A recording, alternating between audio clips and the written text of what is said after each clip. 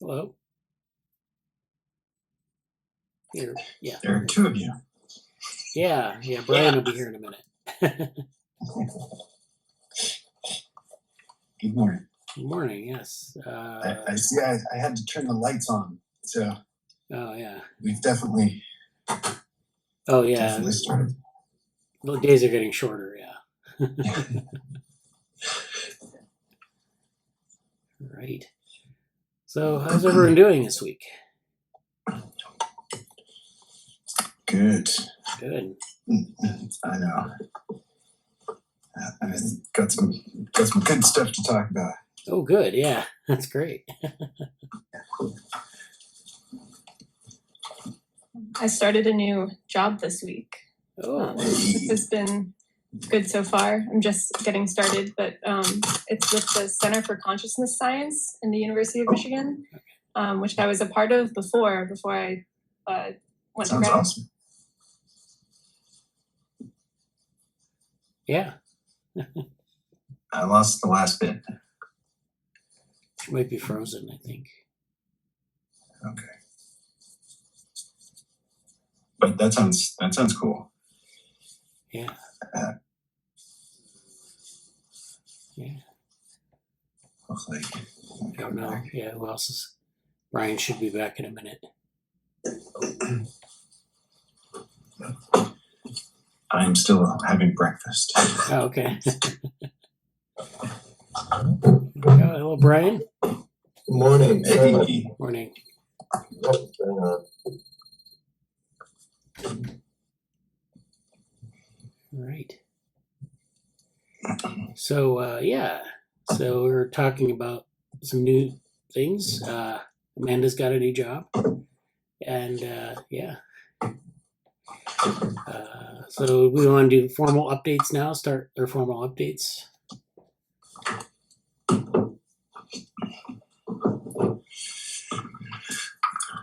I can jump in with a few things. Yeah. So, I've been, continuing to meet this week with people, lots of cities for this global hackathon, which is going to be it's going to be really interesting. A lot of people going to be joining. I mean, there's a lot of students in some of these cities. And in preparation for Hack Night Thursday, we had Stefan Bolin join us from Queensland University and talk about Neurodesk. And BrainHack Cloud. So for those who don't know BrainHack, it's a great organization that has just turned 10 years old. It's their anniversary. And it's just community, mostly neuroimagers, but that's self-organized and have meetups in various cities. And I think they're coming out with the proceedings of kind of their 10 years global brain hack. That should be interesting. And anyway, Stefan was talking about Neurodesk, which is an amazing effort of kind of unifying NeuroDebian, NeuroFedora, which started based on NeuroDebian, and grabbing even other smaller groups like NeuroGentoo, but it's just making all the software available via containerization, but as well as that. They're using technology developed at CERN for distributing software.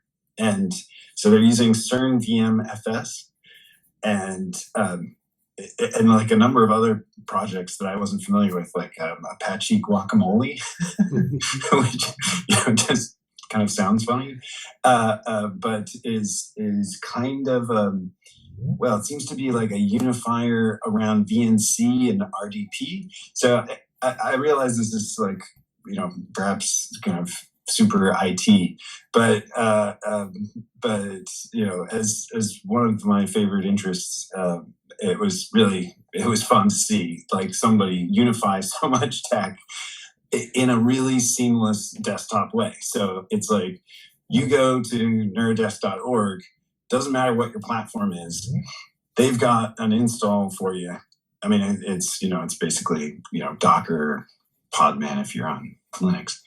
And you get this desktop, and they don't need to push any software to you. It's basically like software as a service.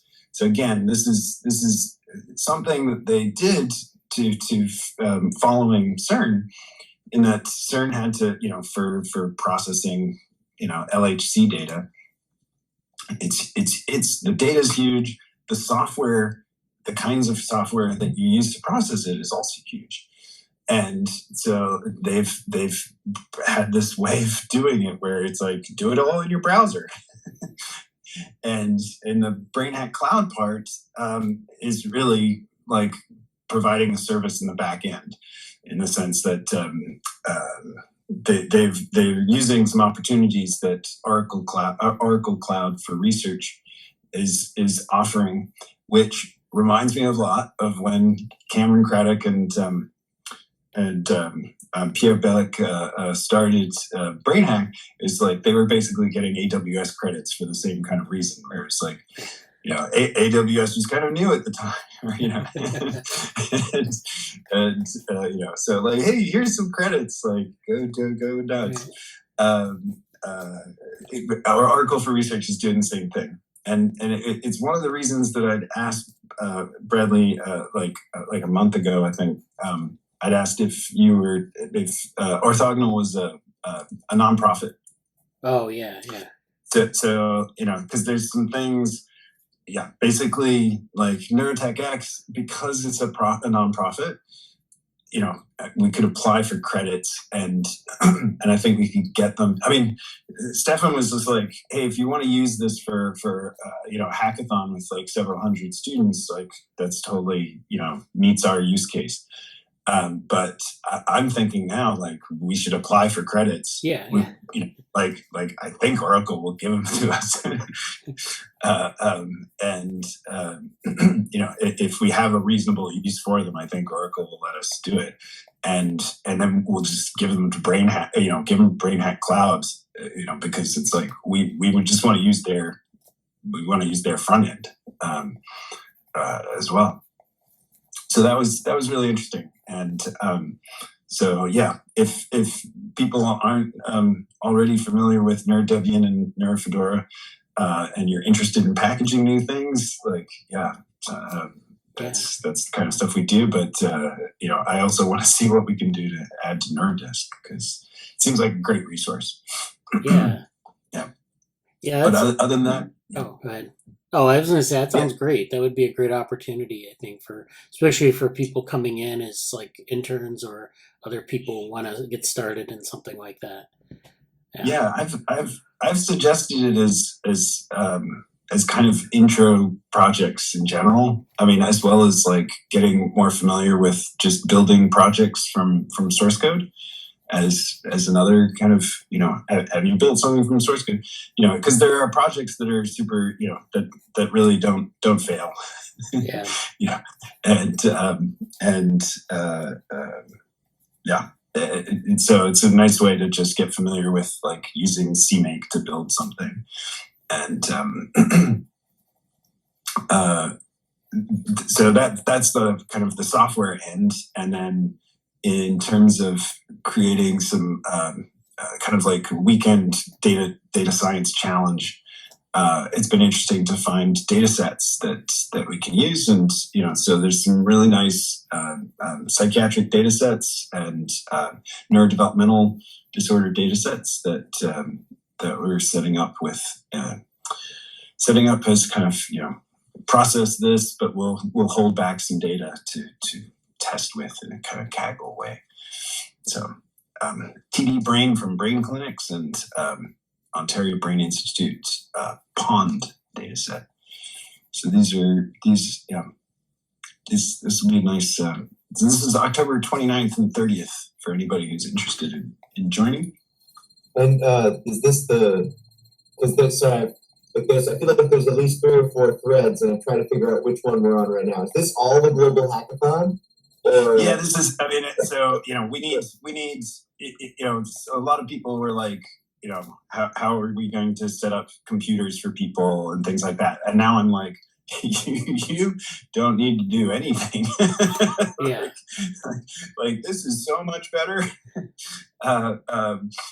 It's the first time where I feel like almost comfortable saying like, just tell them to bring their own laptops, and you won't have to worry about spending, because in a weekend you can spend the entire time just helping people set up their laptops, and if for like the FSL free surfer course, we just completely image new hard drives, right? Because it was just like, you don't want to, again, you just don't want to deal with. So it's like rent computers, image the hard drives, and just to be sure, right? In this case, like you can really feel comfortable saying like, hey, does it have a browser? yeah. Make sure we have good Wi-Fi, Right. And but then the next part is so that gives us. Data Lad, for those who aren't familiar, Data Lad is a great way to get access to data sets, as well as to get version your own processing. So datalad.org is a project with some of the same people from NeuroDesk. And but it's a super easy way to command line download anything from, say, OpenNeuro, right? And that said, though, the OpenNeuro datasets aren't necessarily the ones you want to use for kind of like a Kaggle-like competition. So you want datasets that are still restricted and that you can hold back, 20% of data or something like that to use as tests. Yeah. So that's TD Brain and Pond are some restricted access data sets that you could use for challenge. And TD Brain's been used for that already. So like if you just search on TD Brain -challenge, you'll see they've done things, or they've used this before. Yeah, that's great. Yeah. So we should, like, we've talked about this before. There's the link to the TD Brain Challenge. We've talked about this before about getting something like this going, like some sort of either involvement in a hackathon or like doing something with open data sets. We did a little bit of that with, I think in NeuroMatch, either 2020 or 2021, where we were working with data in one of the groups. And but I'd like to be able to do that a little bit more publicly, like amongst, people coming in and trying it out. It is a challenge though. It's like if you're trying to do any sort of hackathon or any sort of like tutorial, getting the stuff to run when you want it to run. Because I mean, again, it's only when you've done support for like 100 computers, and that like you can lose the whole weekend to just that. Right. Yeah. I mean, I've been on like just small workshops of like 20 people, and they said, "Oh, bring your own laptops," and it's like I ended up doing support for like 5 people while the other people were busy helping. I paid for the workshop. Right. Yeah. Yeah. It's easy. Yeah. Well, that's great. Yeah. Thanks for that update. It's great. We'll follow up on some of that and see. I don't know if people are interested or what people's interest is in doing something like that. We should definitely try to make a point to do something this fall, maybe, or yeah. And it's really interesting. I'm not the organizer, but I'm trying to work on getting the data sources for it. But the organizer has a tech track and a design track, which in particular I thought people might be interested in. And I haven't followed that, but for us, he's based in Barcelona. Has been doing really interesting like neurotech and architecture speaker series as part of his NeuroTechX work, which I thought was pretty fascinating. Yeah. That's good. Thanks. Okay. Who wants to go next? It looks like Amanda might be ready to go. Yeah, hopefully my connection holds on this time. I don't really have much of an update. The week went by really quickly, and as I started to say before it cut out, I started a new job, which has been going well.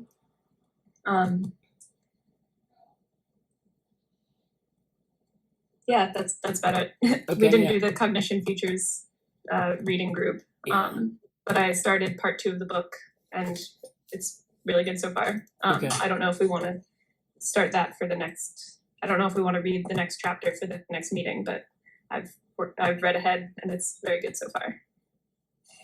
And this is the Center for Consciousness Studies that you're working with? Center for Consciousness Science, the University of Michigan, and I'll be analyzing rat EEG data for a few different data sets. There's a sleep study, sedation and sleep study, and then psilocybin and sleep. Oh, okay. So, Very cool. Very cool. Today is the opening of the Center for the Science of Psychedelics at Berkeley. oh, cool. Yeah. Michael Silver is the director, who's like a vision science. I think of him as someone who does like steady state VEPs, but yeah, it should be interesting. Yeah. Well, thank you, Amanda, for the update, and good luck on your new position. Sounds exciting. Yeah. I guess Brian's up next. Great. I'm kind of curious. Okay, I have 2 questions. One for Morgan and one for Amanda. First one, Morgan, is this, let me just post it. Is this the hackathon, the NeuroTechX.com hackathon? Well, I'm just trying to find the link for it. Looks like it's a chapter. It would just be neurotechx.com/hackathon 2022. Aha, okay. But good. but it looks like you posted. Sorry, I have to switch It's okay. over. Oh, I see it now. This is the link. There it is. Because I'm interested in, because I have some time during that time, and I've never done a hackathon. Okay, yeah. So this is the you've got Barcelona's landing page. Yeah, Right. This is the chapter 1. But yeah, please. There's 7 cities I think are going to participate, but you don't have. I'm making sure that like a remote option is totally possible. Unfortunately, yeah, San Francisco might be the only in-person meetup in North America, unless you want to host one. Which, Please feel free. I seem to be organizing a lot of nerds these days, so maybe it'll happen. I was quite taken by that Beirut is going to be like 50 people. Oh, Beirut has a huge, my friend Bilal has a huge, he's been doing this for decades. It's like, I have a unique I want to talk. Scene. Yeah, you want to talk to him. He's good people. They're all great. I can definitely put in touch. I'm not sure if he's involved with this one, but I know that there's a huge scene. I'd love to talk to somebody in the city. Yeah. Oh yeah. The Mideast hack scene is huge. And then I had a question for Amanda, which is that what is the consciousness studies? Is it under another department or is it a new department within the university? It is part of the Department of Anesthesiology in Michigan Medicine. Nice. Oh, that's great. That's awesome. Oh, University of Michigan. I miss it. So I'll give you my update now. So let's see, what have I been doing? I've been finishing Google Summer of Code stuff. And I've been moving forward. Okay, I'll show some of this, maybe these slides that I made. Maybe that'll be helpful. Yeah. Because I was showing them to Bradley and Jesse yesterday. And basically for this project at Albany, I've, what's the word? I've basically commandeered some of the students to work on our stuff. So we've been making this slideshow to show our professors and our other classmates what we're doing. So we've been focusing mostly on getting people to engage meaningfully with complex computational models. So it's related to, Morgan, I liked when you were explaining how people were making software available through the browser. That's kind of exactly what we're trying to do here. And our software is kind of aimed at taking a Python-based implementation of NetLogo, PyNetLogo, and putting that into a web framework that anyone can use. So I have a couple servers that we can start at least at first until we get a domain figured out, all that stuff. So these slides kind of go through what is interesting about that problem, what's been done in the past. There are some other implementations that are very similar, like one called Yoshi and one called Augur, and there's a few others, but these two I thought were the most interesting. And then I go through kind of what I think our approach, how it's different than most other approaches. So browser-based, a collective cognition approach, which is nice. I know there's probably a better way to say this than connection to philosophy, but whatever. Makes sense to me. Hopefully people get it.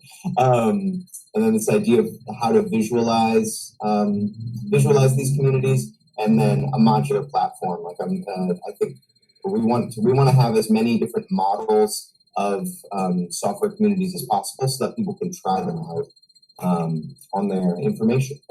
So that's pretty much what I've been doing there.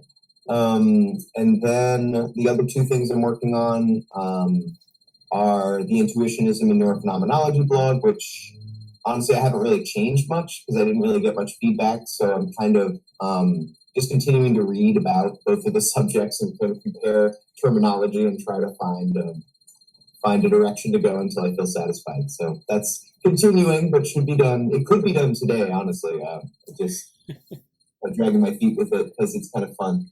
Yeah. And then the third thing that I wanted to update everyone about is that I think I'm going to start working a little bit on the side with this lab at, oh, thank you. Yeah, philosophically informed. Ooh, good. I'm going to do that actually.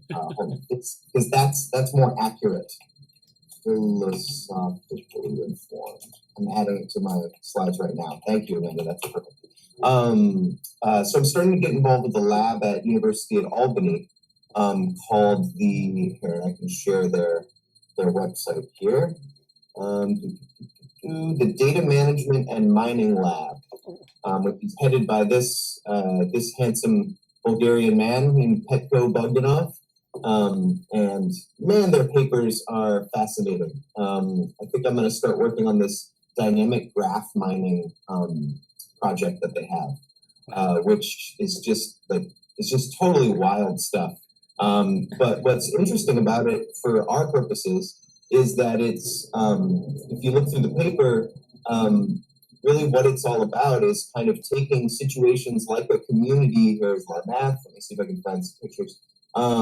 Taking situations like an open source development community where there's lots of different people doing lots of different things on lots of different time scales or time series, as they call them here. And what the breakthrough that they're doing that I find really interesting for our purposes that I might try to integrate is that they use a dictionary approach. So they have like a Fourier transform dictionary, a Har-Wavelet dictionary, a discrete Fourier. So they use these dictionaries to kind of say, okay, this is the way the time series is moving. Where does it fit in with this dictionary? Like, how can I interpret it? And then they use those dictionaries to make generalizations about kind of how the signals are moving in time, and then you can use that to kind of find patterns in the information. That's my super reductive understanding of it so far. But I'm excited about that. I think it should be really fun. Yeah. I think, and I'm going to try to get some crossover going too. Yeah.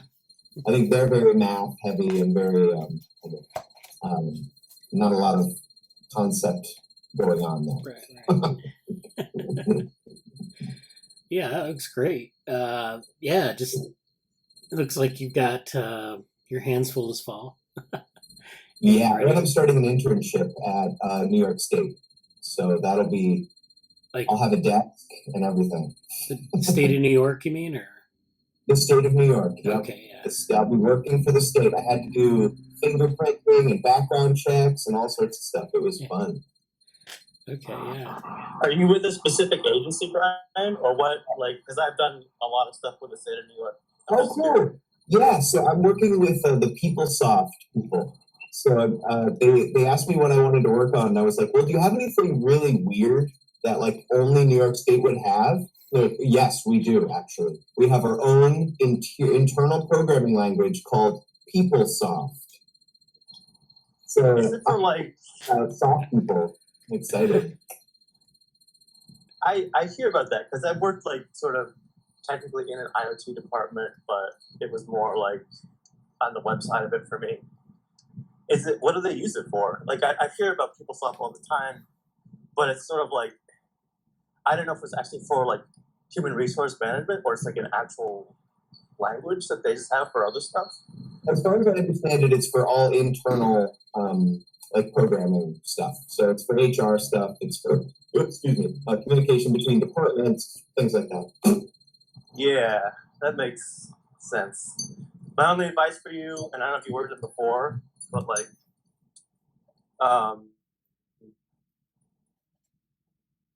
it's gonna be great. I'm excited. I'll let you come visit me in Albany, Jesse. We're good luck. Be careful with working with ITS. I don't know if you're with ITS. Yeah, with ITS. But be careful. What's happening? People, you may have some complaints sent your way that are unfair. I'll put it that way. Okay. All right. Not like that you're doing, but like with ITS work in general, like it can be very sticky working with them, like with other agencies, or having them work with other stuff.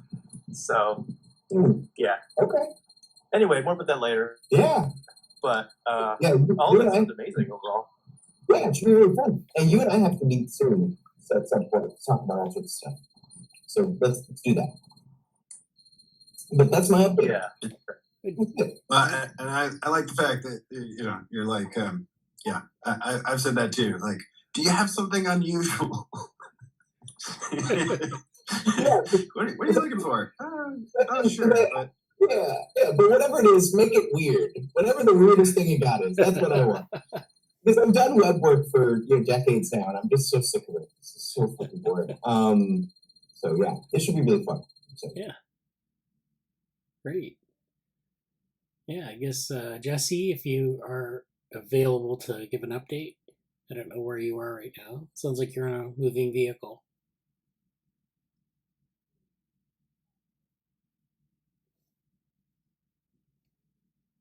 Sorry, I was muted there again.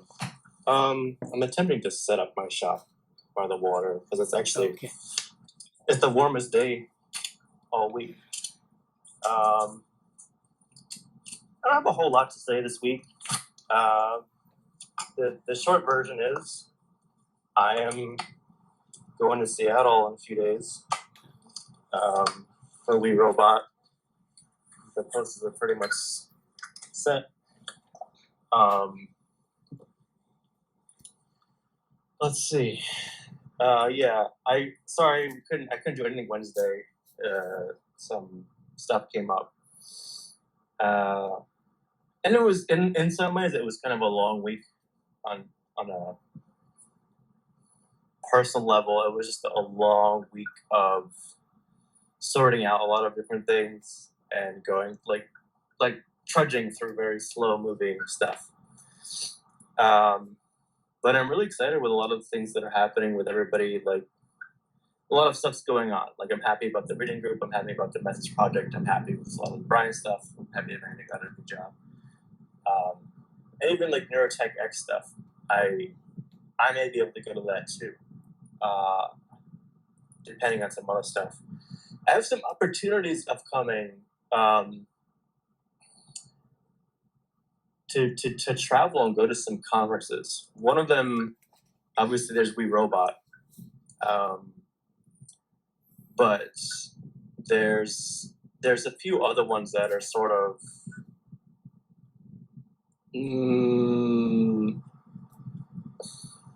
basically my job is looking for me to kind of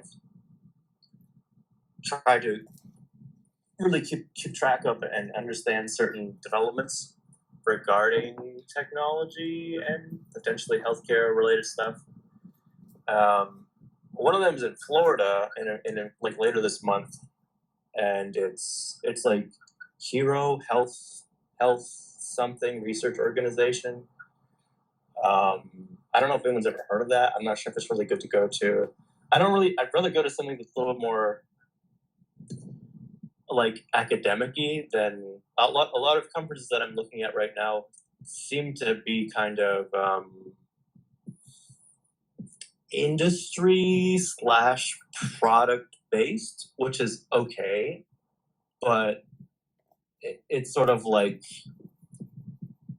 I'm not just looking at academic-y stuff because I want to, but more like I think that's going to be much more fruitful for me to look at for myself, yes, but also like for the job that's going to be sponsoring me to go there. So I guess I just make an open call for that. Like if people have things that are sort of like something that looks promising. An example is something called it's called Close the Gap, which when I hear it feels like it could be so many different things.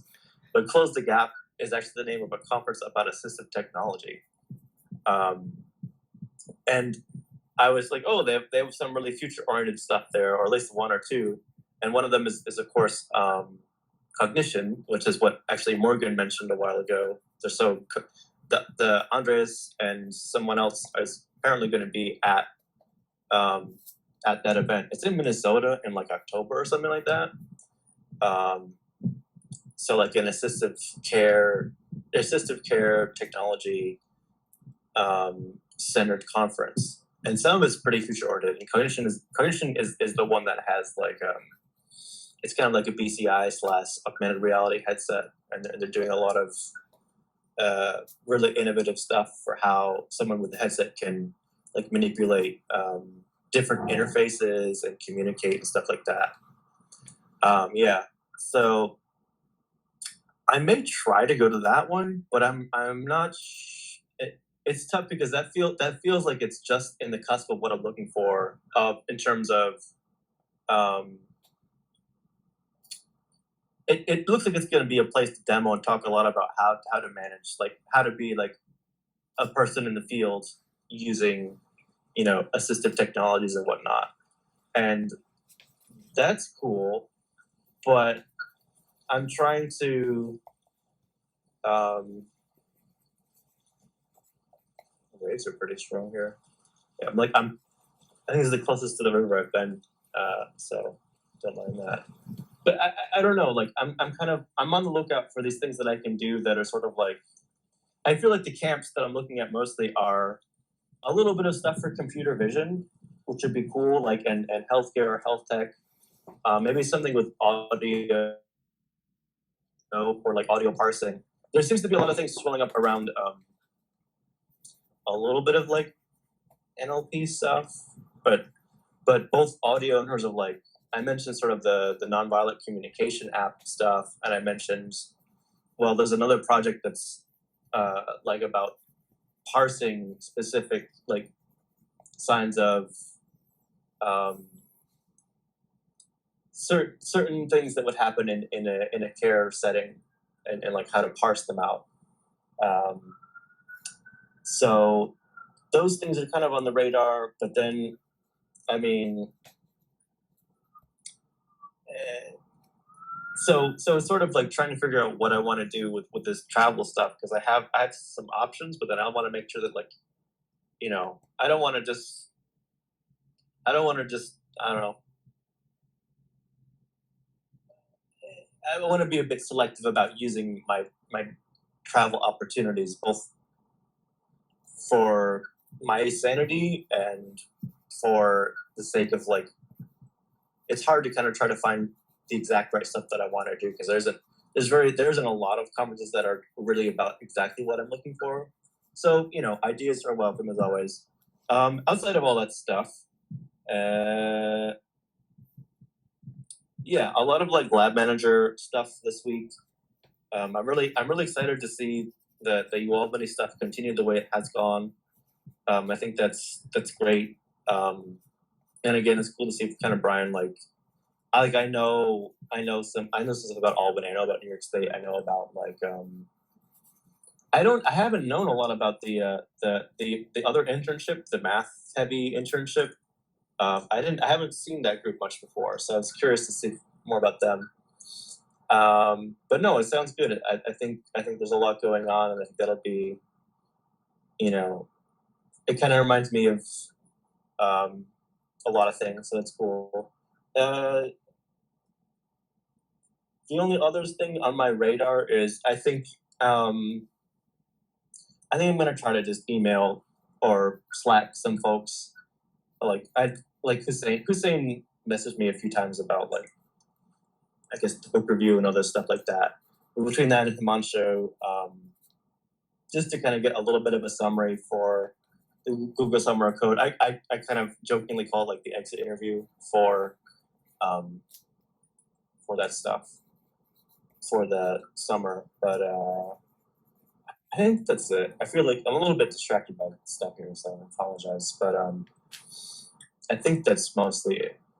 There's a lot of stuff coming down the pipe. Oh, I do want to say, yeah, like it's good to read ahead, Amanda. So that's cool. I'm glad that you found. Maybe later on, if there's time, we can kind of mention your thoughts on what you read briefly here and kind of tease next meeting that way. But yeah, I think that's it for me. Okay. Well, that's good. Thank you for the update. Yeah, we'll have to the exit interviews for GSOC. That's good. I looked those questions over. I might have a few more to add, but I'll take a look. And then yeah, I think that's good that we have those going, and hopefully we can get those maybe put up on the blog or something. We can issue kind of like a more formal report at the end of the summer. And that's good for next year. And then of course we have our open house that we want to do, and that would be like people actually giving very short presentations on their projects. So if we can get that, or just doing that as an aside, just saying this is what happened in this project, and so yeah, I think Neuromatch also has like replied to everybody now. Like I got accepted for some stuff, but then I couldn't tell if one of the projects actually got submitted. And like there were things that I did, so but yeah, I would ask you about Neuromatch next. Too. So you did get a notification about Neuromatch. Yeah, let me check. At least the cognitive offloading one definitely is. I think the other one, I think all the ones that I know were properly submitted have been accepted. So I think the one that maybe hasn't been accepted is the research message one. But I emailed them about that because it wasn't like it was rejected. It was more like I didn't get a confirmation email Right. that it went through. Right. Yeah. So yeah. Yeah, I think I might have that same problem with the one I submitted, and I don't know why, because it sent me a confirmation for the registration, but not for. I didn't know. Sometimes they never don't send confirmation emails, but I'll check it. I'll check with them. Yeah, the one I'm pretty sure.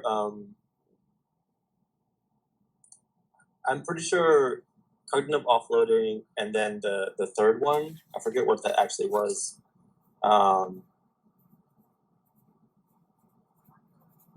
Was not set. Oh wait, okay. Now I'm confused because I do see an acceptance one, or a submitted one. It looks like it was paired together with something else. This is strange. Oh, okay. I think, yeah. Okay, that's funny. Yeah, so I think they were all accepted. I think the research one, the offloading, and then the third one. I think all the three ones that were like the extra ones were going to be that way. So that's good. What was the third one that you? I don't recall what it said on there.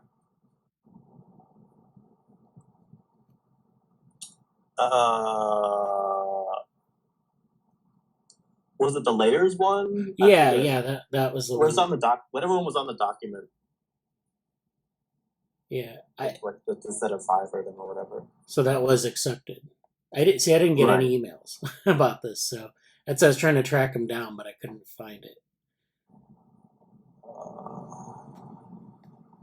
Yeah, if you find the one for the layers, could you forward it to me? Because I mean, all the thing about what I don't like about Neuromatch is that they just said, oh, your abstract was accepted. It didn't say what it was.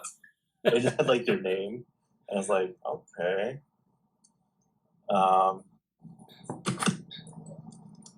Yeah, if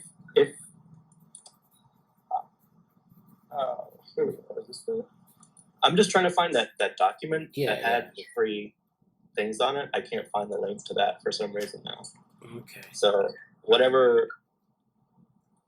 however that is, like I can tell you based off of that one. Okay. Yeah, it sounds good. All right. Yeah, why don't we do that and then yeah. All right, thanks. But from what I can tell, everything that we plan on submitting has been accepted. Okay, that's good. So yeah, then the next step on that is to work on, I think we have like a 7.5-minute presentation. They may have changed it this year, I'm not really sure, but I know Brian's excited. Brian got accepted. He got his the one that he was working on. That was intuitionism. Okay. Yeah, I get to blather about it. I love blather. It's gonna be great. Yeah, so a lot of times you have, a traditional sort of research presentation where you have like the introduction, the hypothesis, the results. In something that's more theoretical, it's kind of interesting because you can play around with the order, so it's not like, structured in the same way. I would approach it as kind of like laying out the problem. Well, Jesse did this with his poster. You kind of lay out the problem, you establish what you're trying to do, and then, maybe like prior work, that might be also useful. And then maybe like your approach to the problem, what you found is, it's better to kind of give like, instead of just having a laundry list of what you found, maybe crafting it into a sort of a solution to a problem, or, how this could be useful. So like, how is intuitionism useful in everyday science or everyday life, or, what could I do with this? And you can get examples. You don't have to like solve anything deep, deep solution to anything. You just need to have like some example, and usually like toy models are really effective for that. So like if you do like a Bob and Alice example, they do that often in computer science. That might be a good way to do it, or some other type of very simple approach you can show people. Yeah, I really think that's great. Yeah, and then so why don't I talk about a couple things here? I want to lay out. Actually, did want to talk about the layers work. I want to talk about what Hussain submitted a blog post, and then we can move on. So let me share my screen here. So this week, Hussain, we worked on a blog post. There's this book, Reality Plus, by David Chalmers, and this guy's a philosopher. Amanda might know who he is. He works on, I don't remember what area of philosophy he works in. He was at the first ever like big boy academic conference I went to, which is about NYU's ethics and AI, or like the ethics of AI, like in 2016. But he's a name. Yeah. And so this is his new book that he's written, Reality Plus. So the idea here is he's exploring virtual worlds, and he's kind of framing it into an ethics framework. So he's arguing that the real world and the virtual world are basically identical when it comes to ethics. So a lot of things that we have done in virtual worlds have been kind of situational, because we don't really have a good ethics for it. It's things that maybe we haven't experienced in a while or ever, like you don't typically get to engage with, objects in the virtual world being able to do things that have no effect on people and things like that. but he's arguing that actually, virtual worlds will get to a point where the fidelity is high enough so that it's almost exactly like um, interacting in the real world, and so it primes you for things in the real world much more easily than if you're interacting with like block figures like you might in a Minecraft or in something like an Atari video game where there are these little blobs and it doesn't like, if you kill a bunch of blobs that are supposed to be stand-ins for people, it doesn't really affect you very much. But if you kill a virtual agent that has like bad breath or has like the form of a human and it's very detailed, then that's quite a bit different, and so those ethics transfer much more easily. So that's where this perspective's coming from. It's debatable as to whether that's really the case. um, there's a lot of research that wasn't talked about in the book, like on media effects, which is this area of communication research where they look at the effects of different media on people's behavior, um, and how those things may transfer into the real world. So people have studied video game violence from this perspective and looked at like if you play video games a lot, what kinds of bad things or good things can transfer out of that. You might become very good at like some sorts of skilled labor just by playing video games instead of training on a simulator. Or training on a simulator, we know that you can fly a plane very well just training on a simulator. Training on video games can give you very good hand-eye coordination, those sorts of things. Conversely, it could, you could learn to engage in violent activities, and then that could spill over into the real world. So there's a lot of research on that, but it's, still, it doesn't talk about that as much in this book. But so this is the idea of reality plus. So Hussain, he wrote this blog post, and he's also writing a longer post or a longer sort of book review that he wants to publish in a book review venue. He wanted to publish it in Los Angeles Review Books. That didn't happen, but he's looking for a venue. So if you know of a venue that he might publish it in, please let him know. He also has this up, I think, in the virtual reality uh, channel in the Slack. So if you want to give him some comments on it, that would be good. I still have to give him comments on it. But this is a kind of a shorter version of it that we worked on. I did some editing on it, and added in the obligatory images and, structured it more like a blog post. So this is the book Reality Plus. It's brand new.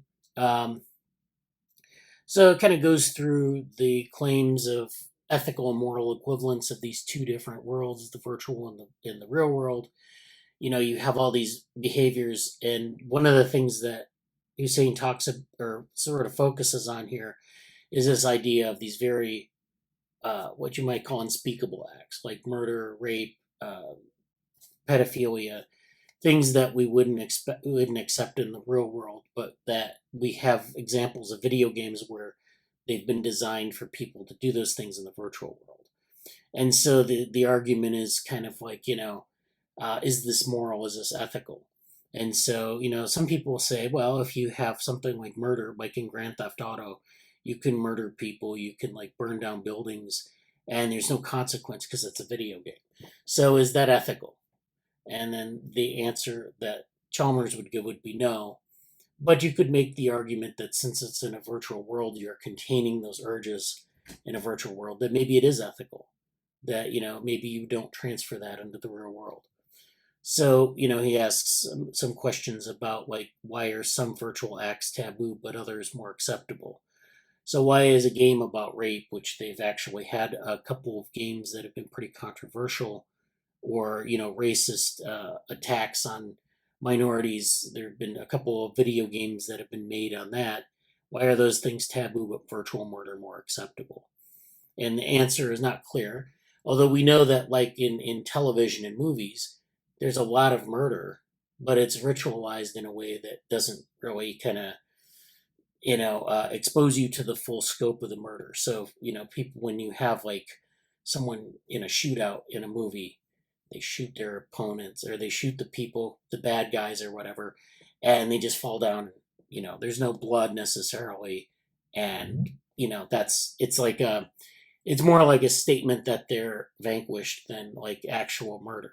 So these are things that we could argue about, but basically, I think this is nice food for thought, this post, because it goes through a lot of these issues. It kind of brings them out of the book, and it doesn't really give an answer, but I don't think there may be an answer to some of the stuff because it's actually quite new to us as people who have to deal with these issues. So then he talks about avatars, where avatars are these human sort of agents that are stand-ins for people.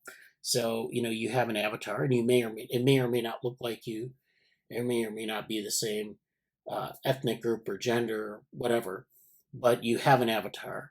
And the question is, you treat these avatars like human beings, or as extensions of the people that the avatars represent, or are they just avatars and you can do whatever you want with them, and it doesn't matter because even though the person's controlling them, they're just avatars.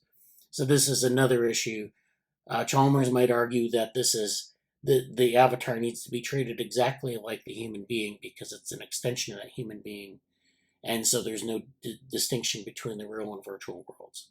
But then again, you could make the argument very easily that avatars are avatars. They're not, they're not the person themselves. And the problem, of course, is that, when they are very, avatar-like, when they look like something virtual, it's easy to make that decision. It's very stylized as a virtual character. But when they look like the human being, or maybe when you have things with human-like movements, or that there's a deeper connection between the person controlling the avatar and the avatar itself, like in the movie Avatar, it's just an example. Then that has a totally different sort of ethical basis, and so the fidelity of these environments is also very important. So this is a very tough set of philosophical issues, I think, to tackle, and I don't know if I agree. Of course, I don't agree with everything that Chalmers says in the book. I've read a little bit of the book. I've read the book review here, but it's worth thinking about. And so this is about free will. This is about some of the issues that we talk about with neurophenomenology, because a lot of things in the virtual world are neurophenomena. So you're extending your body into avatars. You're sort of understanding the world, processing avatars versus things in the real world. So you're doing all these things, and it's something that really, there have been philosophers who have talked about like simulations and things like that, but it's like this sort of thinking about this very concretely. It's very new to people, and sometimes it's unsettling for some people. So, okay. Yeah. Oh, yeah. I mentioned you, man. I just wondered if you knew about Chalmers' work, if you had any opinion. Oh, there's Hussain right now. So, hello. His ears were burning. Yeah. Hi. Yeah, Hi. I just joined. Yeah. Glad you like the blog post. Yeah. Yeah, I haven't read this book yet, but I've read some of his older philosophy of mind. I love the particular area of just the influence of games in kids, just because it's people have pretty strong opinions about it, one way or the other. But there's not a lot of kind of respect for how difficult that is to study and to get at real causal influences. And so I love it in terms of like, well, have you really thought about like what research is that based on, and how did they collect that, and what kind of controls did they have, and anyway, as an undergrad at Reed, my advisor was worked on video games in kids, but she would change the games so that they would always lose. Oh. So she was actually studying aggression in kids. which is another way to go, right? Yeah, yeah, But so I think it's a really interesting area. yeah. When you try and think about the influence too. But I know Chalmers had a kind of different point with that. Yeah. Really interesting to think about, and especially because we are using. I mean, I was just talking yesterday about I'm basically talking about AI economists and being like, we should simulate and that we have a much better ability to simulate complex phenomena now, and yeah, like it can go all sorts of directions, including Grand Theft Auto kind of direction. So, Hussain, since you're here, did you have any further thoughts on this, or things that you experienced while you're reading the book that you thought were?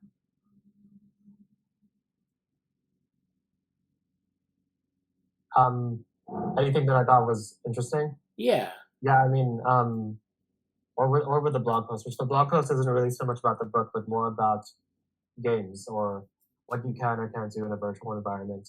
Taking example from what you can already do in certain games and how we perceive it, how and in what ways you can see like what is different or what is considered virtual about a simulated environment.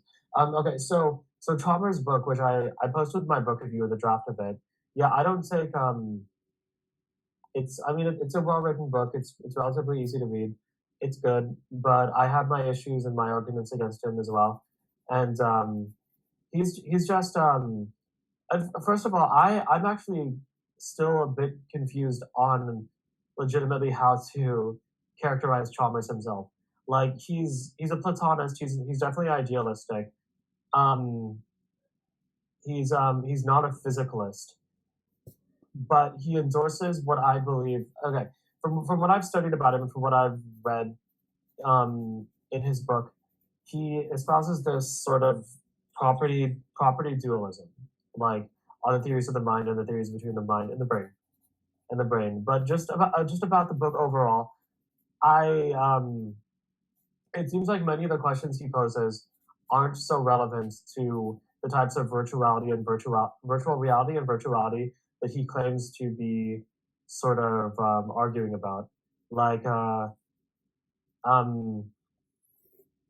it seems like they're just more so general, open-ended questions that when you pose them, the answers are more or less the answers are a bit like begging the question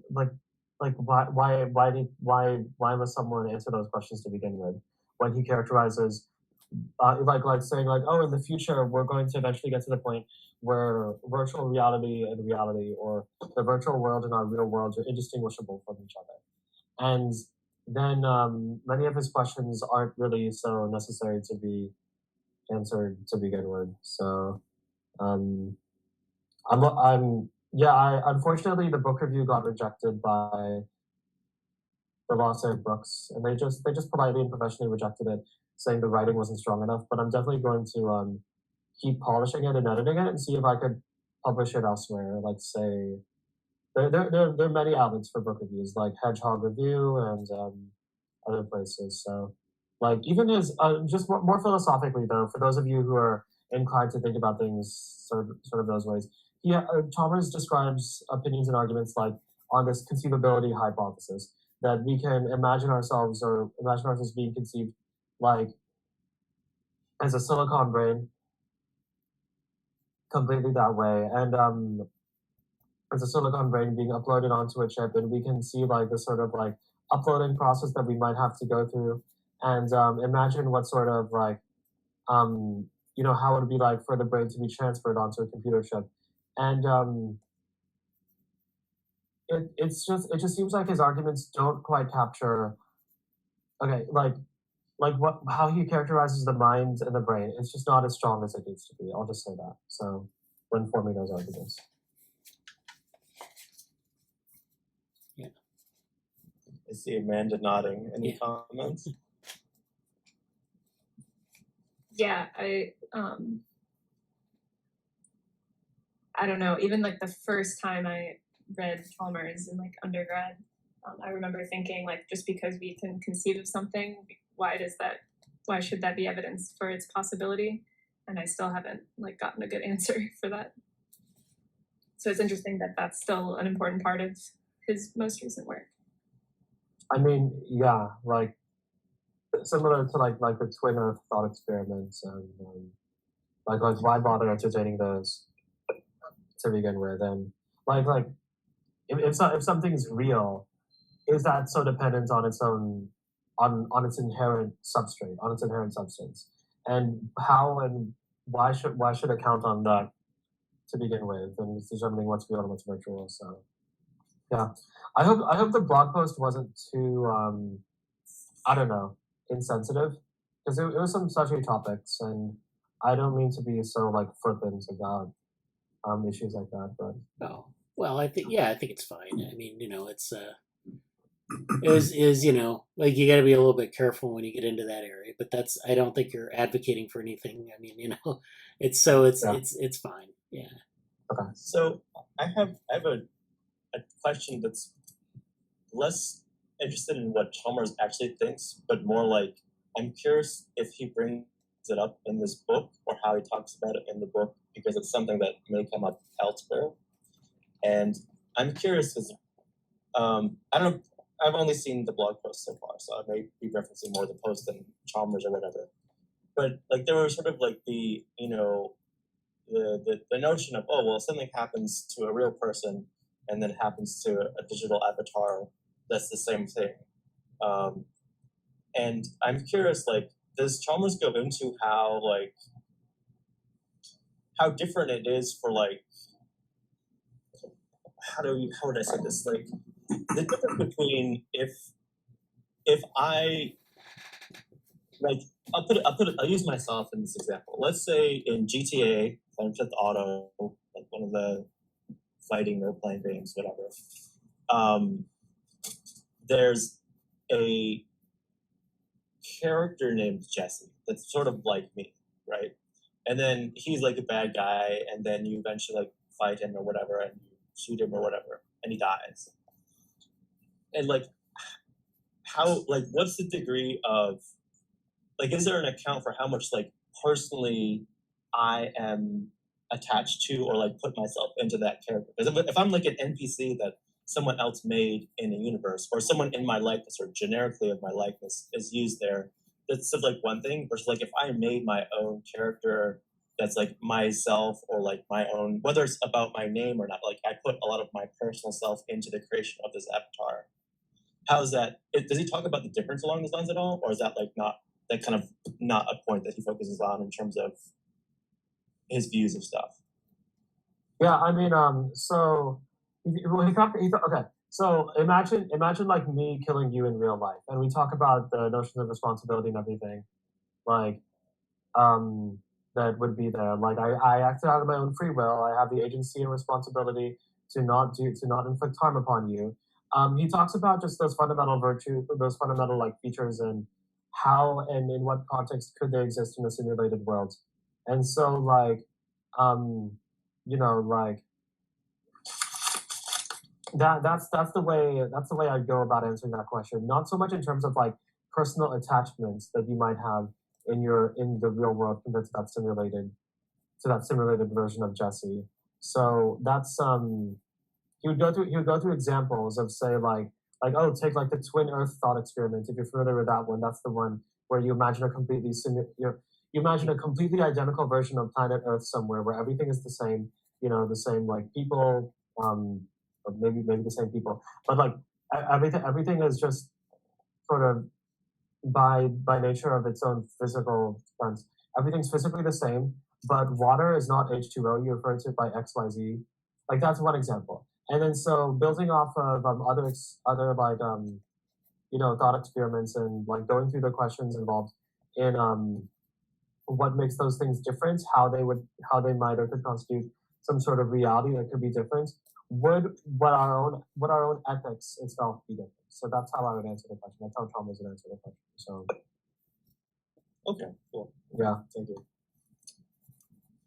I mean, yeah, I've been getting into VR a bit too, like just in general. It's really exciting. Yeah.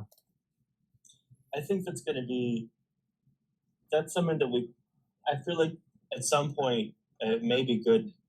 I almost kind of want to, not necessarily today, not in this meeting, but I wouldn't mind holding kind of like a VR discussion about what we want to focus on in the lab, because I mentioned before I kind of hinted Hussain to come by today for to talk about the stuff. Jesse messaged me. Okay. I mentioned I might be going to like a conference on assistive technology, which is like for people with disabilities and in care homes and stuff like that. And looking at some of the technology interfaces for that are kind of either along these lines. And so it's sort of like I feel like there's an opportunity, and I don't know if it's something that could stem through some of like the NeuroTechX stuff, because I know cognition kind of went through NeuroTechX and this is the hackathon later on. But I feel like there's a very sort of a significant amount of interest in this that is developed here. And it's like, well, I don't really know where to go with it right now. And I have some of my own ideas about it, but like I'm very interested in that path forward, and I have the means, particularly if it's anything related to like health care or like disabilities. Like I have a lot of means of access of acquiring stuff that we could test, or like if there's game, like I looked at like there's a lot of platforms like Walk-in VR, which is like a platform to help people play Steam games with disabilities. I mentioned it before in the lab. Like they basically use like a Kinect or a computer vision with an assistance of another person to an extent to play real video games in the VR space. Like you can play Beat Saber and stuff without your hand and holding a controller.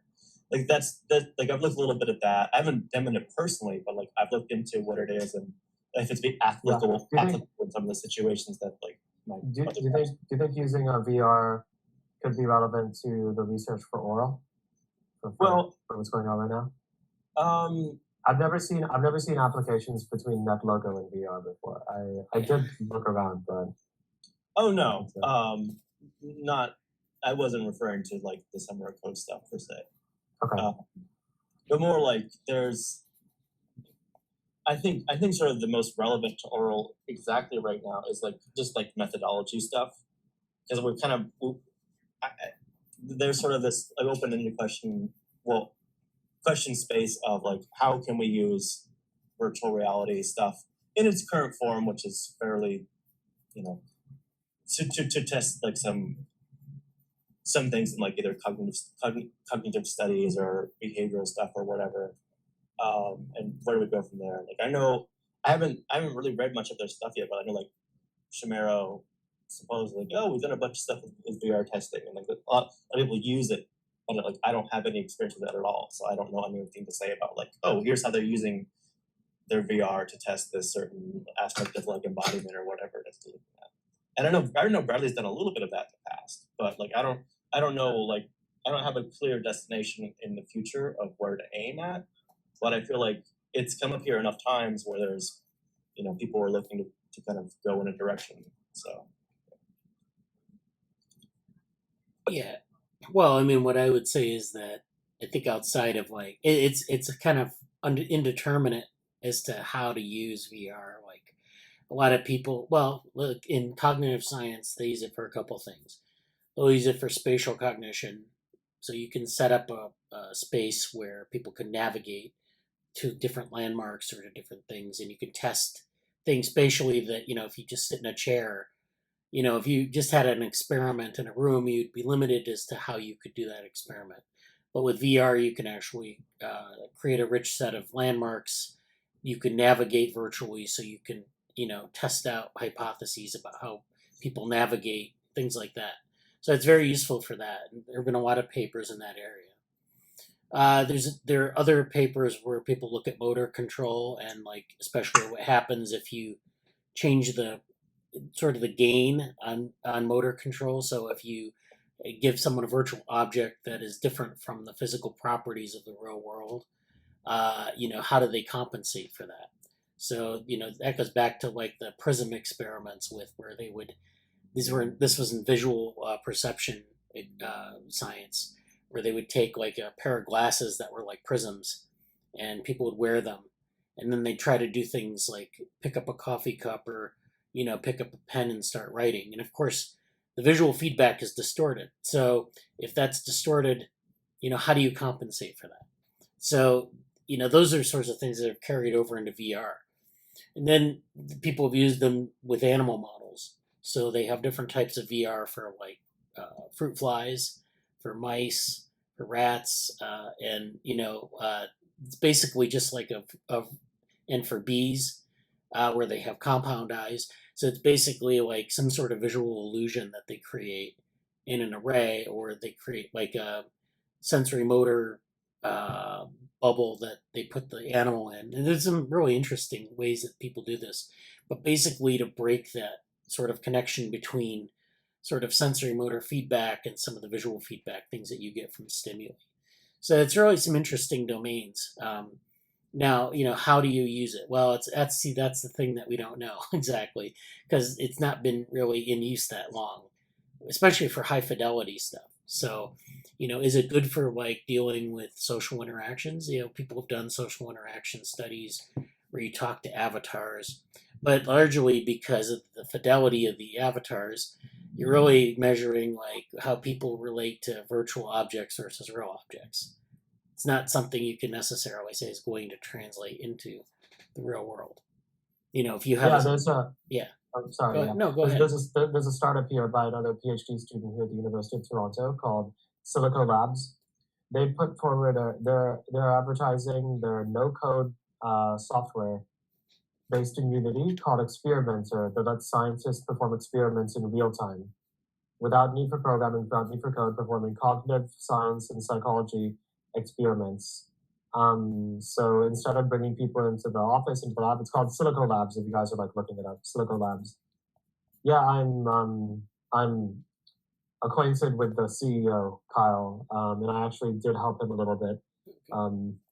So yeah, this past summer I actually completed this course, this XR development course in Unity. So I've been learning how to make stuff, how to make games and animations and things in Unity. And what? Sorry. I was actually thinking about that course too. Like, would you recommend it? Was it a good course? Yeah, absolutely. And I'm like, networked with the people and I'm acquainted with the instructors. You get one-on-one times, office hours. You can ask them anything. And I'm actually trying also to bring VR to my lab with potential applications if possible. So yeah, I'm just looking into things that could be there. For CogSci, I do appreciate Bradley bringing up the point that you're doing stuff in a virtual environment. Obviously, that's not the same as bringing someone, like doing a psychology or cognitive science experiment on someone in person. But depending on which experiment you're doing, depending on what you're studying, it's there are ways of at the very least doing them virtually. Like, and if it means saying like accepting the limitations that this was performed virtually and making the observations and collecting data anyways, then yeah. Because what else can you do? Yeah. But yeah, it's exciting. They're like the first startup to do something like that from what I've seen. So yeah, that's great. Yeah, I mean, go ahead, Jesse. What was the name of them again? It's Silico Labs. Okay. Silico Labs. Even though it's not in silico. So I don't know. Yeah. So Hussain, while you're here, did you want to talk about? Jesse says, on a slight economic note, let me open up the chat here. Meta is apparently making Quest 2 more expensive. I think as a means to push people towards their other headset coming up ahead. Quest 2 is much more games and higher graphically involved stuff. I think they're kind of prepping for, they want their next headset's gonna be like, hey, go to do work and go to your appointments and talk with your friends, like live in the in the virtual world, in the metaverse, as Yeah. opposed to playing video games that are like much like. So I don't know if that's the case. I don't know if that's true. That's more of my speculation because I saw someone doing a little news report on like, oh, they're raising their price, and like, oh, I hope you got the Quest because it'd be a great. It was like one of those like kind of clickbaity advertisements. Like, well, one of the best investments you could make is getting your Quest 2 already because it's about to go up in price. It's like, okay, sure. But I'm like in a longer term strategy for what they're doing. It's like I know they're kind of changing their focus, and I really wonder what to make of that because I know they want to like colonize that space and make it the metaverse, but also I wonder if that decision is mostly market driven, which I would assume so, versus like technology limitation driven, as like we should be going in this area because we don't have a lot. There may only be so much more we can do right now in other spaces. So that's an open question for another time, but just want to mention that. Anyway, you were saying something else, Charlie. I'm sorry. Oh, well, okay. I was gonna, one point on this is that I think the game VR market is going to be saturated, and the work VR market might not be. So might be why. Yeah. So Hussain, while you're here, would you like to talk a little bit about your summer code project, just like in a couple of minutes? Right, sure. So using a personality, using this net logo model, I found with credit appropriately given about so using a net logo model to model different personalities and how people interact with each other in ways that they can be either attracted or opposed to each other. I wanted to study some elements of the cybernetic Big Five theory model.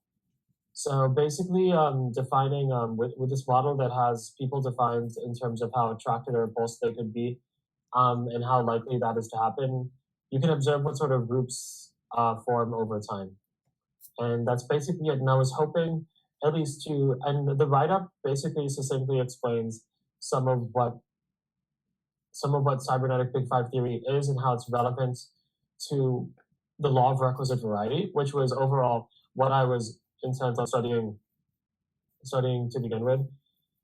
And you can see, I don't remember specifically what I wrote, and I don't have the tab open, but you can at least model some elements of how likely it is people are to move towards or away from each other, and that can in some ways parallel like how different actions and different options are available to people and how they'll respond to different stimuli and different things that they perceive. So that would be a sort of variety that could be limited or expanded upon in ways that are more responsive to other different types of feedback. I tested this in some ways through different types of norms and standard deviations for the distributions of personalities themselves. So if you have a lot of, say, a particular type of personality, do you observe different phenomena and behavior versus a wide range of personalities? Where people, like let's say you're at a party and there are many different types of people there. There are people that are very extroverted, people that are very introverted, people that are very conscientious, people that are very neurotic, and things like that. And do you observe different phenomena in different groups that are formed versus if there's just a narrow range of personalities? So that's how we can observe types of a requisite variety and see if the law of requisite variety truly is still there. So and how it is. So Yeah, thanks for that. Yeah, it was very good to see the law of requisite variety show up in a summer code project, and it'd been nice if we could have made some more advances in that. It's very hard though to map that problem to software. So it's I guess we're getting in that direction. So it's fine. It's nice work. It just shows how like you can't take something that sometimes people will write out these theories and they'll say this is how you do this, and they give a demonstration in mathematics, and then you have to put it into code. And that's where you kind of say, well, we have to figure out how to do that, and but that's good. Let's see. Jesse says in the chat, he asked a question to Hussain. I'm just mentioning I kind of jokingly call it the exit interview, but there can be a much more thorough report. But I kind of just wanted to kind of give a very simple like blog post to point at or something. It doesn't have to be published. Just like I know people are going to ask me about Google Summer Credit we wrote about, and I want to kind of say, hey, you know, blah blah blah blah. I thought for Hussain, like you're like, you know, I don't know. You can mention what you ended up doing, and then maybe like also Hussain wrote a blog post about a book review. So it could kind of be like a feed into that too if you want to mention that there. But like, you know, over the summer, a lot of the stuff we did was just technical, and I kind of wanted to give a little space for it. You could spend a lot more time into it. So I know it's sort of like asking to do a very, very narrow flash talk in a few, like 2 paragraphs for a question, you know, is very limited. But just something to give people a taste for it so they can look at other stuff and talk about later on. So I mentioned like the philosophical questions are like a takeaway from your experience. Really, really, really general puff piece kind of stuff. But I think that might be useful just to have it out there, and also because I know will come up at the conference too. So it's not mandatory. You don't have to say anything. But if there's anything you want to write there that either can be put into a piece or that I could like act as a communicator to some other folks that you want to share or you're working with that, I'm going to ask obviously all 3 of the participants, you know, that it's not mandatory or anything. So yeah. But yeah, later this year we'd like to we're talking about doing an open house for the lab, and we'd like to have a summary of the GSOC projects as part of that. So that's where we're going with that. We'd like to have. There's a lot more formal like reporting to do. This is like some like kind of superficial stuff, but that's okay. Yeah. Anyway, that's all that was. Okay.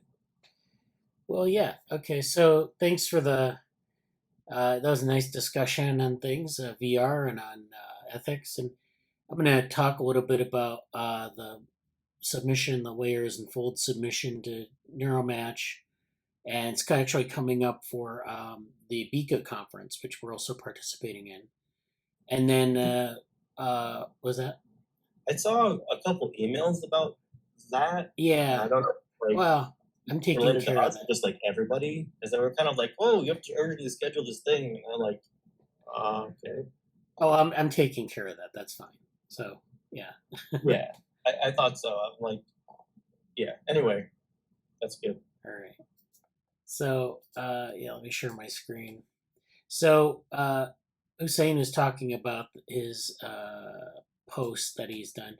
So this is where we're keeping a lot of the GSOC, all the GSOC stuff in our GitHub. So I want to have every person who's doing a project push to the GitHub, the GSOC directory under ORL group. So that in this, this is a description of the project. So it would be under open source ethics in that directory, and then the different projects. So this is Hussain's project, Ethical Regulators. Collective Cognition AI Ethics is Brian, and the Collective Cognition Reinforcement Learning is Himanshu. And so each of these will have pushed some things. So it looks like Brian's got his pushed up here. And then Hussain has his pushed up here.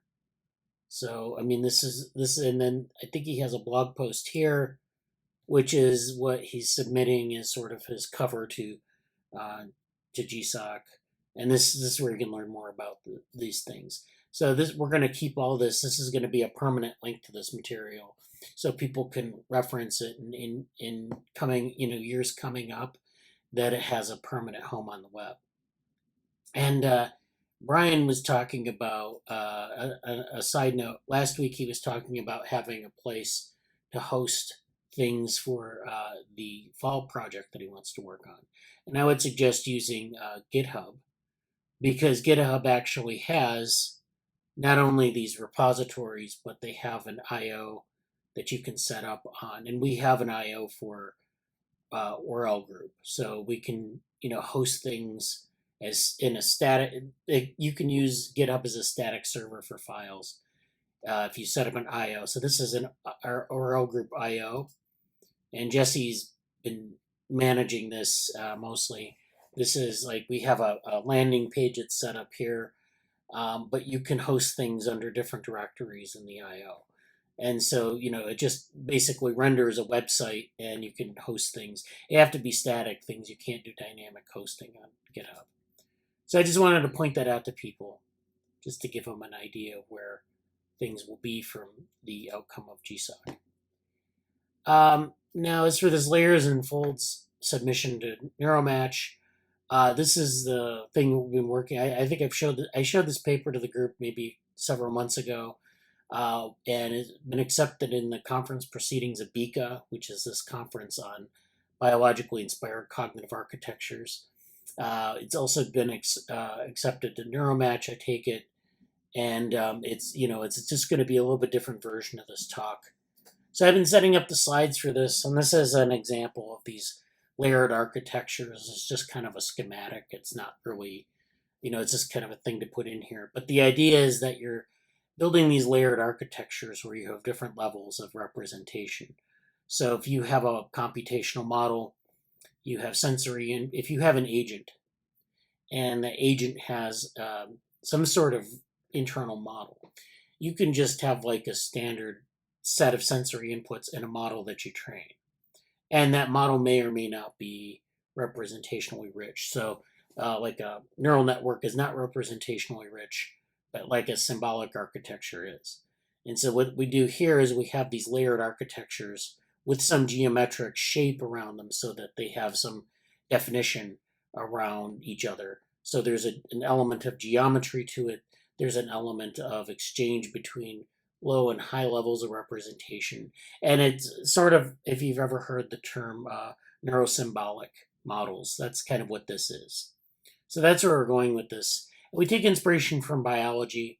You have a lot of layering and folding that happens in biology. So the idea of this paper is that, or this submission is that you have these things in nature that you can observe. You have layering in the embryo, in the skin, tissue, in different types of things in the embryo again.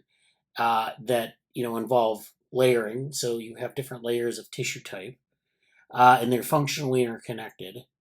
And then you have this folding. So you have folding in the neocortex of the brain. Yeah, this is something that results from both. There's some genetic factors, but also physical factors. So it's like fitting a neocortex into a skull. If the neocortex is expanding, and the skull can't expand as fast as the brain expands, then you get this folding. You get these folds of the tissue, and that actually has maybe some functional consequences, but also structural consequences. And so that's what this looks like. You also have folding in the embryo. So this is an embryo where the body cavity is separating out from the neural tube, and this is a structural thing as well as a functional thing. So that's what we want to capture in these computational models. We have an example here of a 3-layered, what we call meta-brain, which is this kind of setup where you have the different levels of representation. So we have these, and this is just, again, these cartoons, but this is what we're trying to get at here. You have these layered meta-brains with different levels of representation. You can have that, with different types of models stacked together, and they communicate with one another. But that's actually not what we want to capture. What we also want to capture is to have those types of models, but also have that have it situated in a topology that folds, and that can also, so that layering is also folded. And so why do we want to do this? We want to do this because we want to capture the geometry of some of these biological processes. We want to set up a geometry maybe with relation to a body, so we can embody these models, or we can layer them and fold them with respect to the environment, so they can sense things in different parts of the environment. So that's something that, it's something that's a new innovation for that type of neurosymbolic model. And then we use an example from the gut. So this is an example of the human gut, and there are different organisms that have different types of guts in relation to their brains. So they have a brain and they have a gut, and the brain sends signals to and from the gut. The gut has local neuronal processing, but the gut also has a lot of non-neuronal processing. And so you have cells that act in the gut. They interact with the microbiome. they interact with muscle, they interact with other types of tissues. There's folded tissue in the intestine that is very important to maintaining homeostasis in the tissue. So all those things are really the things we want to capture in these semi-neuronal systems. We want to have different layers of representation, representing, things like basically moving the thing, like a muscle layer. You want to have another layer where it's maybe, there's some local processing of information, and then one that maybe communicates with the brain, and that would be represented by some sort of symbolic model. So we use the example of the gut, which is called the mini brain, and it involves a lot of different types of processing. There's a peripheral nervous system in humans, which controls a lot of autonomic processes like your sleep-wake cycles and your digestion and things like that. But there's also communication with the central nervous system and with like motivations and things like that. So there are a lot of interactions here that we can capture. We can embody them into different types of bodies, and we can have different types of setups like that. We can also model the development of these. So if you want to develop a model like this, it's not just as simple as layering the layers and folding it willy-nilly. You want to be able to have a controlled model of differentiation of these different models. So we have what we call a differentiation tree, which can allow you to use something called a canalization function, which is a function that we maybe, we've kind of adopted for some of the developmental AI stuff. It's a nice candidate function for that. And this just shows how these models develop. And so this is another example here where you have these different levels of representation. You have allostatic regulation at that highest level of representation, which is symbolic and in a sense. You have a neural network embedding, which is this intermediate layer. And then you have a muscular hydrostat or a muscle layer where there's just like a signal to contract or expand. And so that's how you would set up a sort of a semi-neuronal metabrain. And so, we can look at this in different ways. You can use these sort of Bratenberg vehicle models of development and of, expanding the brain relative to the body. But it's also useful for soft robotics. And so the application domain would be soft robotics, where you have these robots that are highly embodied, but also have like a sort of what they call a compliant architecture, where they give and they have like flexibility relative to the neural control. And so, this is something that is a frontier area because no one's really figured out good methods for control here. And so, we're sort of suggesting that you can use these type of models in these different domains. So I have to like work on the slides more, but that's the basic idea.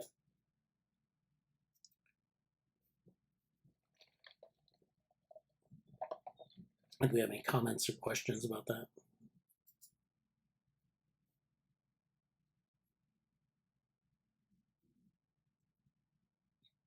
Okay. Lots of good stuff. Yeah, so that's all I had to say about that. I don't know if Jesse had any. I know he usually has some things that he wants to talk about separately, like as for professional development stuff or any of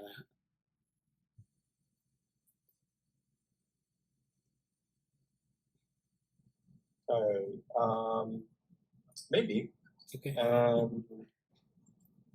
Let me see if I put anything. I was about to solicit some other stuff in the Slack. Well, one thing I had for you, I know we met with Daniela this week. I don't know if you want to say anything about that. I wasn't quite sure what the next step is. Because I know she wanted to do some work with like, I couldn't tell if she was interested in social media stuff or not. Or Well, I think she wanted to do something with respect to that or some sort of project manager. It wasn't clear to me what the action items were because we didn't set them out. I think that was where the confusion arose. I'll kind of take care of that. I've been thinking about like how we might do that, and kind of getting things organized in that way. I've been slacking on that a bit, but well, not really. But I think we need a little bit more kind of like some defined activities there, because it's like a lot of times, you kind of set out to do something, and you have to be like every week you have to have something in place. And I know people are like have other priorities. Getting one of these, getting some sort of long term administration project is. I know Jesse does this. He reports weekly on this, where we see the notion grow and change, and that's nice. But to have like a set out a series of things where this is what we're going to do for this month. We don't use milestones as much as maybe we should, and for something like the social media or some of these things where we're sort of promoting our work, that's a good thing to do, because we want to be able to hit milestones for things. And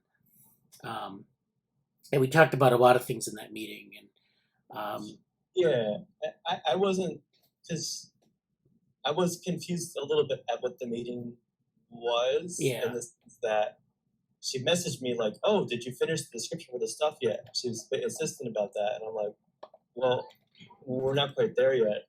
And then so yeah. oh, At any rate, I guess the takeaway is Daniela would like to be more involved in some things, but we don't quite know what that is yet.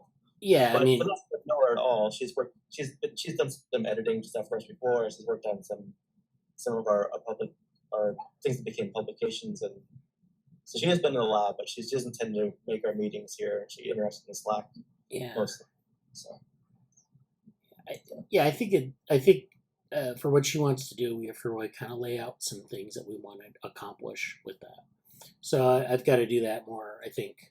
And I think when with the sort of this open house idea coming up, you have to kind of have like, here's what we need by this date, and like there have been a lot of things intermediate to that, so it's kind of hard to kind of lay out what those times are, what the timing is on that. So I think once we have that, then we could say, okay, well, we want to put this sort of advertisement for it out at such and such a date. We want to put out like this, maybe a campaign where we talk about, maybe with respect to Neuromatch, we might do something. I've been wanting to do that for a while. It's hard to do because it's like everyone's busy in their Neuromatch stuff, and there's a lot of noise around it, and so, but yeah, I'd like to do something to promote what we're doing with Neuromatch. I know we did something last year on Twitter, but it's like, how do we do that more effectively? Yeah. okay. Yeah, there's things about that, but I don't. That's enough for now, I guess. As Okay. outside of that, not a whole lot to say this week. I feel like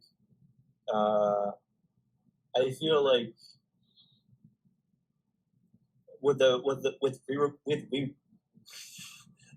We Robot coming to pass, I think there's going to be a very interesting space, like, because looking ahead, like, to the rest of fall, we have the open house stuff, and we have Neuromatch will be the next immediate thing. But then there's sort of the cognition futures. I got to push a little more forward to that project about the research method stuff, and then I think Dev AI will kind of be potential on ramp for that again. But then also kind of going back to the VR stuff, like I don't know, I'm really not sure what we should do with that, because there's energy and opportunity around it. But I think we almost should have like a VR planning session, just to see, like, is there something here that we should try to do, or is it like a lot of threads that maybe don't actually connect into an actual strand right now, which is fine too. But I feel like that's something to kind of sort out. Just because I know Hussein's mentioned that wanted to work on stuff in the fall, and I have inclinations about that too for myself. But yeah, I think it'll be good to kind of plan that for like sometime after next week for myself, because going to the conference in Seattle, and like I have a few things to sort out at my other situation in terms of this stuff specifically, and I think I'll know more after next week on a lot of those fronts. So that's it. I don't have any like other professional development stuff or lab. No, it's mostly lab admin stuff. Yeah. I did. Oh, we did hear back from a couple interns. We had a few that were like one Albany person was like super generic, like the classic. I didn't read the description. Here's my resume and a cover letter that means nothing. We had like a solid, one or two of those. So I didn't mention forwarding those to the lab. I'm like, oh, okay. Well, would you like to, like this is nice, but what would you like to do in our lab? Like, did you look at our website at all? I didn't say that, but that's the in-house voice of like what, and then the external's like, okay, well, here's your opportunity to, we had a couple people that were promising though, and I forwarded one to Bradley. I think one of them might want to start in the spring though, it seems, which is fine. But that's moving. But I also think like, if there's not a whole bunch of people signing up this semester, that's fine. In part because we have Brian's class, which is kind of adopted interns, which is fine.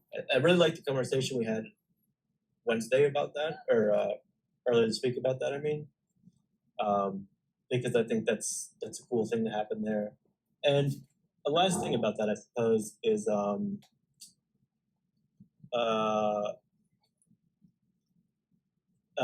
Casey from PERS or UAlbany, the Center for Undergraduate Research and stuff.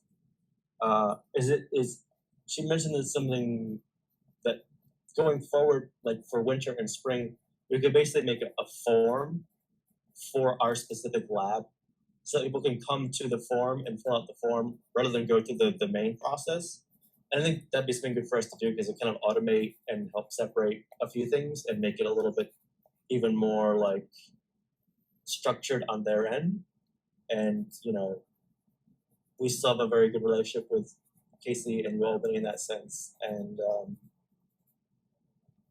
I feel like it would be, I don't know how yet to do it, and we don't have to talk about it now, but it'd be good to kind of mention to Casey Brian's class thing too, because that's adjacent to it, or at least I think she would, I don't know, like, oh, I think you know this, Brian, but like, if you need any money for your course, like, ask Casey about the grants and stuff. I think you probably already know that, but like, they're always trying to throw out money for undergraduate research, and not enough people apply to those grants. So definitely do that. And if you have any questions about that, I've done that before, so yeah. Anyway, a load of cool things are happening in that front, and it's kind of nice to see the things evolve that way. There's a lot of things that came today, including like some. I think Morgan had a comment about like games and virtual environments and playing and stuff like that earlier. And I mentioned that Jenny is starting a master's program at Edinburgh about it's design oriented. I forgot what it's called. I posted a link in the Slack, but it's kind of a busy time with like plot twister stuff and Avery and Jenny and plot twister stuff. That's still ongoing, and not a lot. Nothing's like immediately happening there, but I feel like I'm really curious what people will say of We Robot next week, because both in the VR aspect of things, which is kind of the shared cognitive environments, big theory stuff, and then the digital world, digital companions, like personal navigation through that stuff. They're very different, and they're both very not concrete in some ways. But I'm really curious what the people there will say about both of them. So I'm curious. I think we'll have a lot of interesting feedback coming up over the next week or so on my end from WeRobot in general and other stuff external to the lab. But that's kind of my outlook for all of that stuff.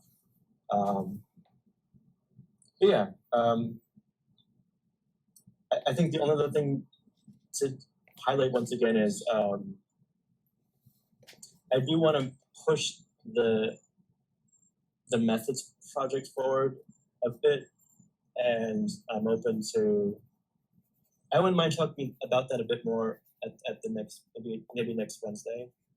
Which I'll be in a little bit different time zone then, so we'll see. But I'll make it work somehow. But that's it for me. That's all. I don't really got other stuff to do today. So. All right. Yeah, that's great. Yeah, and the methods thing, Chris. Oh, Morgan, you want to say something? Well, just relating to the methods. So, and because the methods references seem to link to a lot of Bayesian stats and things that they're looking for. The PyMC devs are working on PyMC4, and there's a new version of probabilistic programming and Bayesian methods for hackers that they're basically just looking for testers. So you can run through the updated Pi notebooks and Jupyter notebooks for the upcoming for the new release. Yeah. It's a great, I went through the first version, and it's a nice overview of PyMC. So I'll I know I retweeted it. So I'll check my let me just check my Twitter. Okay. And if anybody's interested. All right. Yeah, there it is. PyMC.io, welcome. All right.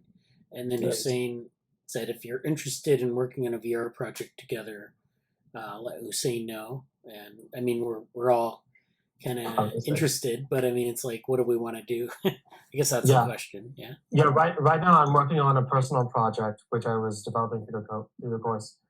This is just of educating people about the brain, about human anatomy, particularly the brain.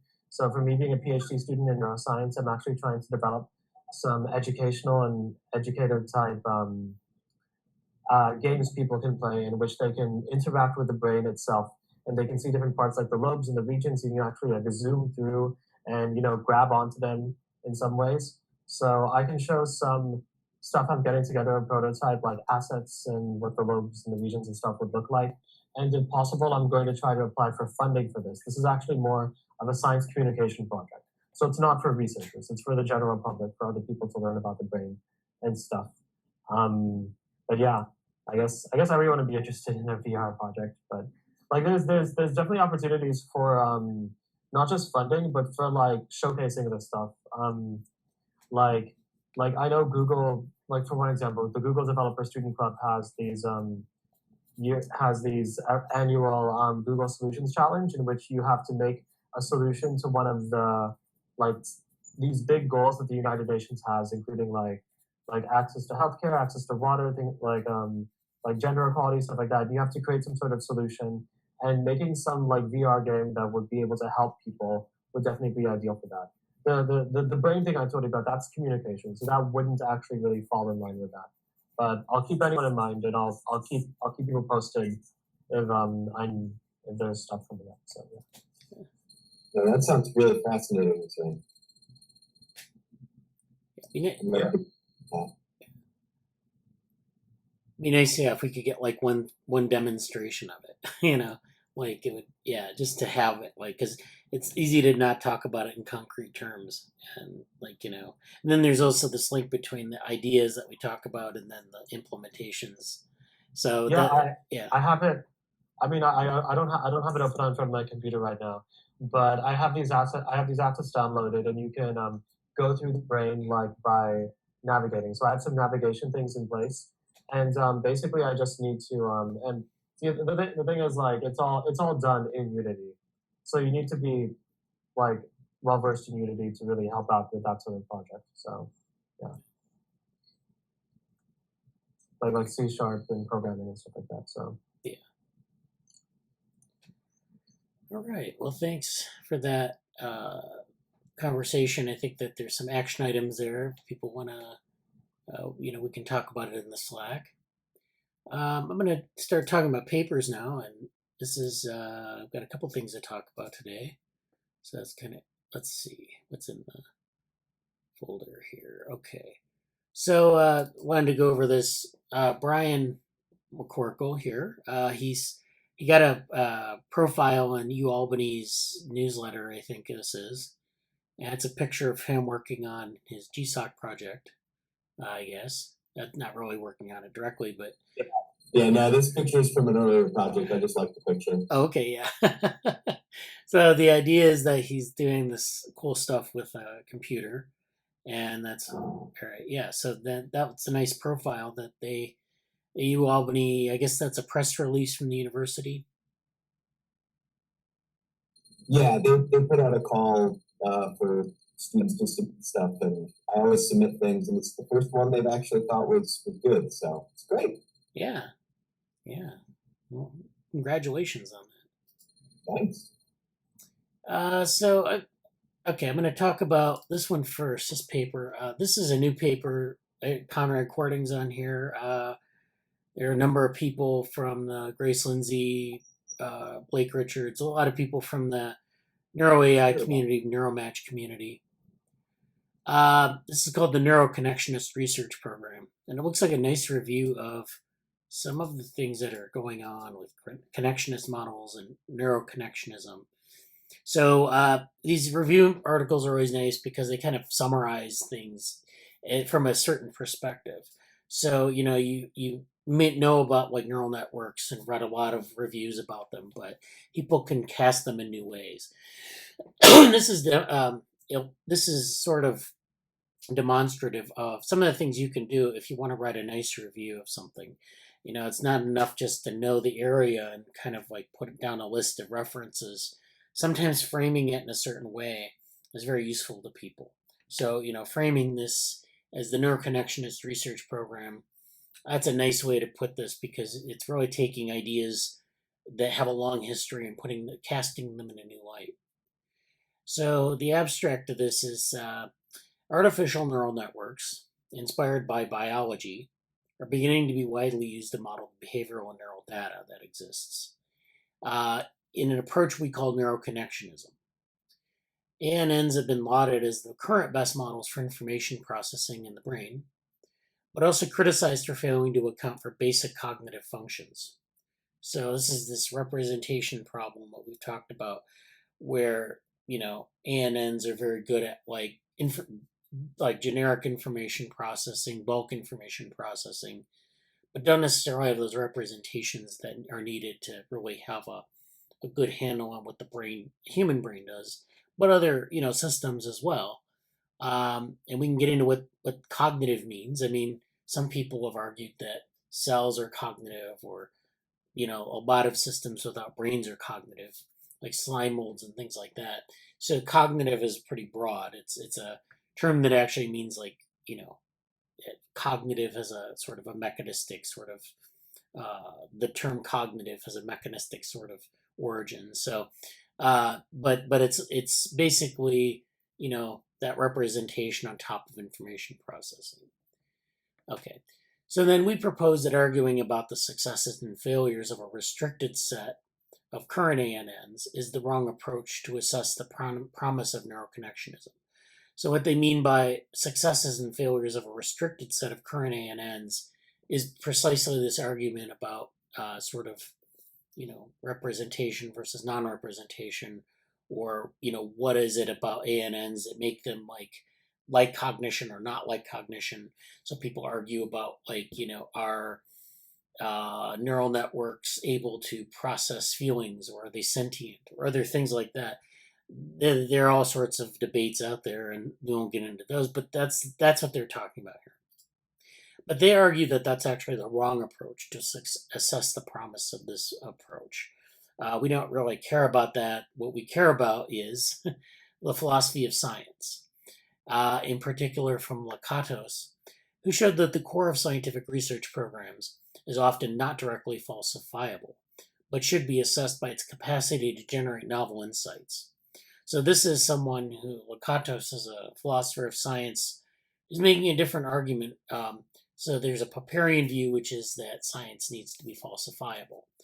But the problem with that approach is that there are a lot of sciences that actually aren't falsifiable. it's hard to make a falsifiable statement about something, especially when you don't know much about that domain. So, there are other approaches in philosophy of science. I know that people get Popper sort of jammed down their throats when they're studying, like the philosophy of science, sort of like that's the default person, one of the default people.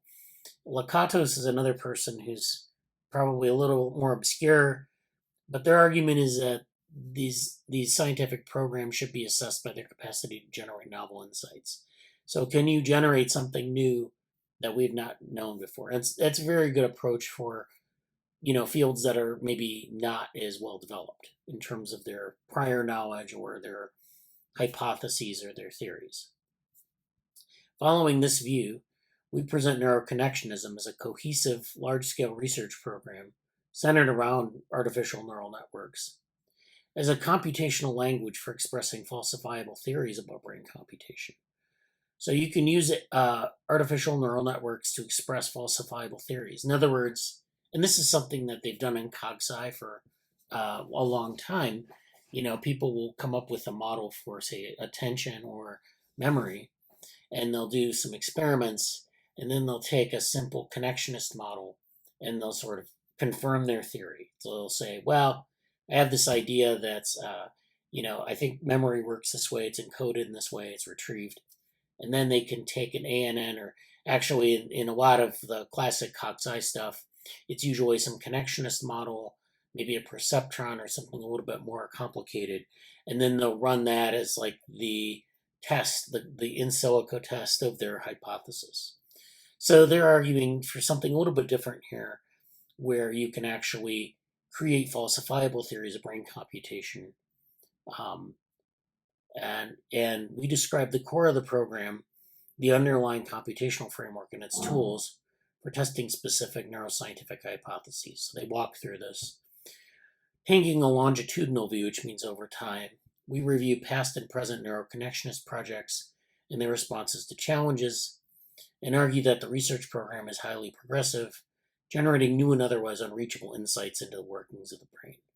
So they mentioned falsifiability up here, but this is really like expressing some of these theories as falsifiable. You have to actually generate new ideas to make, to get to the idea that something is falsifiable. It's not a simple thing where you can say something has to be falsifiable in and of itself.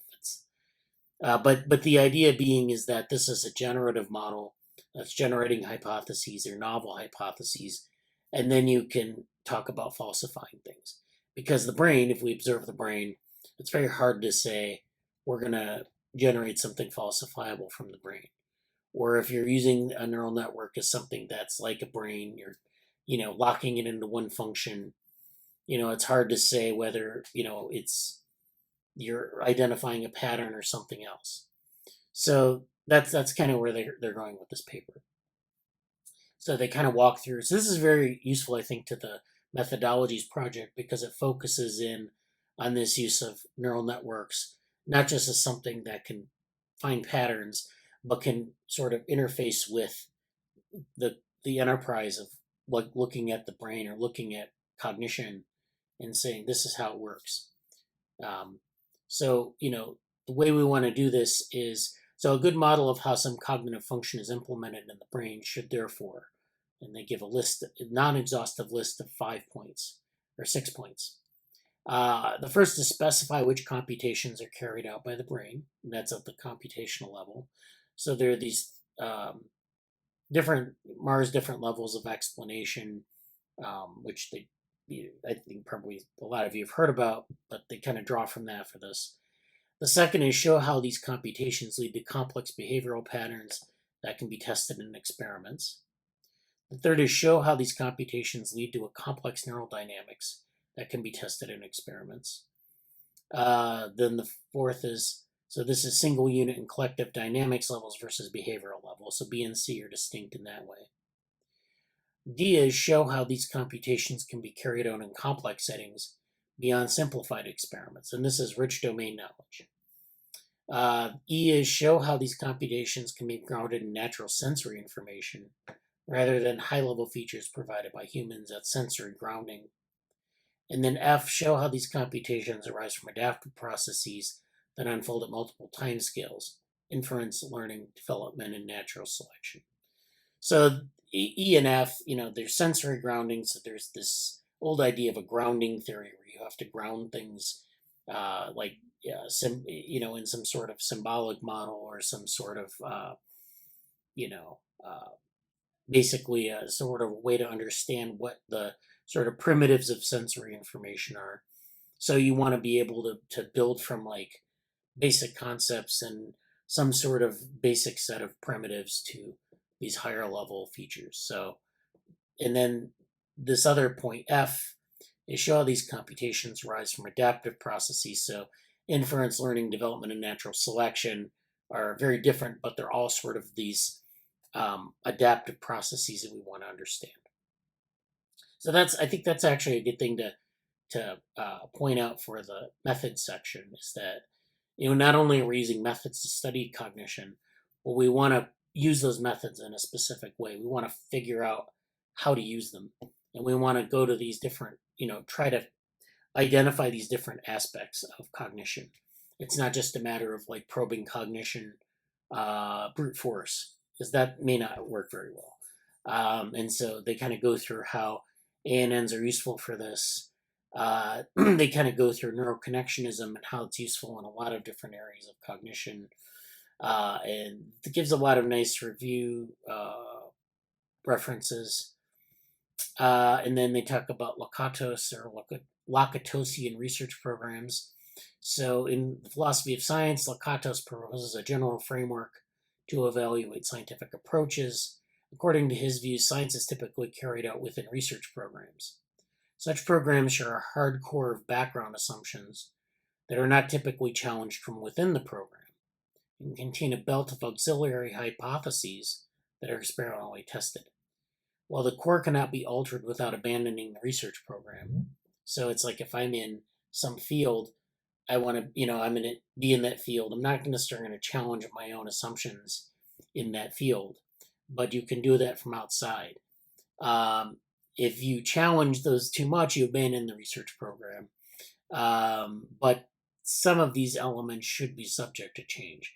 So it's kind of a idea that, there's this idea of science is different fields, and, you have to have a core of assumptions that sort of drive you forward. If you abandon those assumptions, or if they're proven wrong, your field collapses. But you should be able to challenge some of the ideas in your field without it collapsing. That's basically the argument. And so they're kind of adopting this approach to science and science of philosophy of science. So yeah, so I'm not going to go through the whole paper. You can read more on your own. I wanted to get to another set of 2 papers. Did you have any questions at this point, or? Okay. No questions, but I appreciate the background, even going into some of the philosophy of science, so that'll be good to look into. Yeah, I'll post this we'll post this in the channel, in the methods channel. Let's see. Okay, so yeah, I think it'll definitely be useful for that. yeah. And there's a lot here to unpack, but the second set of papers that I wanted to talk about, or the next 2, is this idea of contingency and innateness. And so this is an interesting thing, because I know we've talked about this work by Anthony Zador about innate processes in artificial intelligence. And so creating a set of innates for an artificial intelligence system. So the idea being that, if we're a blank slate, then we should be able to learn everything de novo. Like if you have an infant or an infant AI, it should be able to learn everything from its environment. And so the argument that Zador makes is that that's probably not the case. We need to have some sort of primitives or some sort of like innate features in that artificial system to start with, and then we can build upon them. And so that's the idea. And that's a good idea. We've adopted that in the developmental AI approach that we're exploring in the lab. Now, this is animal behavioralist Gregory Cohn and a co-author, and they argue that maybe artificial innateness, at least in some of the ways it's expressed, misrepresents behavioral development. That's the question they ask, and they call this the contingent animal. And so this is it's from a preprint, I think, at this point. I'm not sure if it's published or not, but so the abstract reads, organisms are continually interacting with and experiencing their environments. Nonetheless, the exact role that experiences play in the development of behavior has been controversial. Some argue that behaviors can be partitioned into acquired behaviors that require experiences, or pre-programmed innate behaviors that don't require experiences.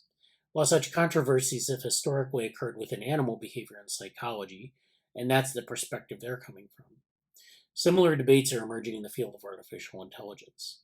Here, the debate is centered on those who design experience-dependent systems, and that means that systems that require experience.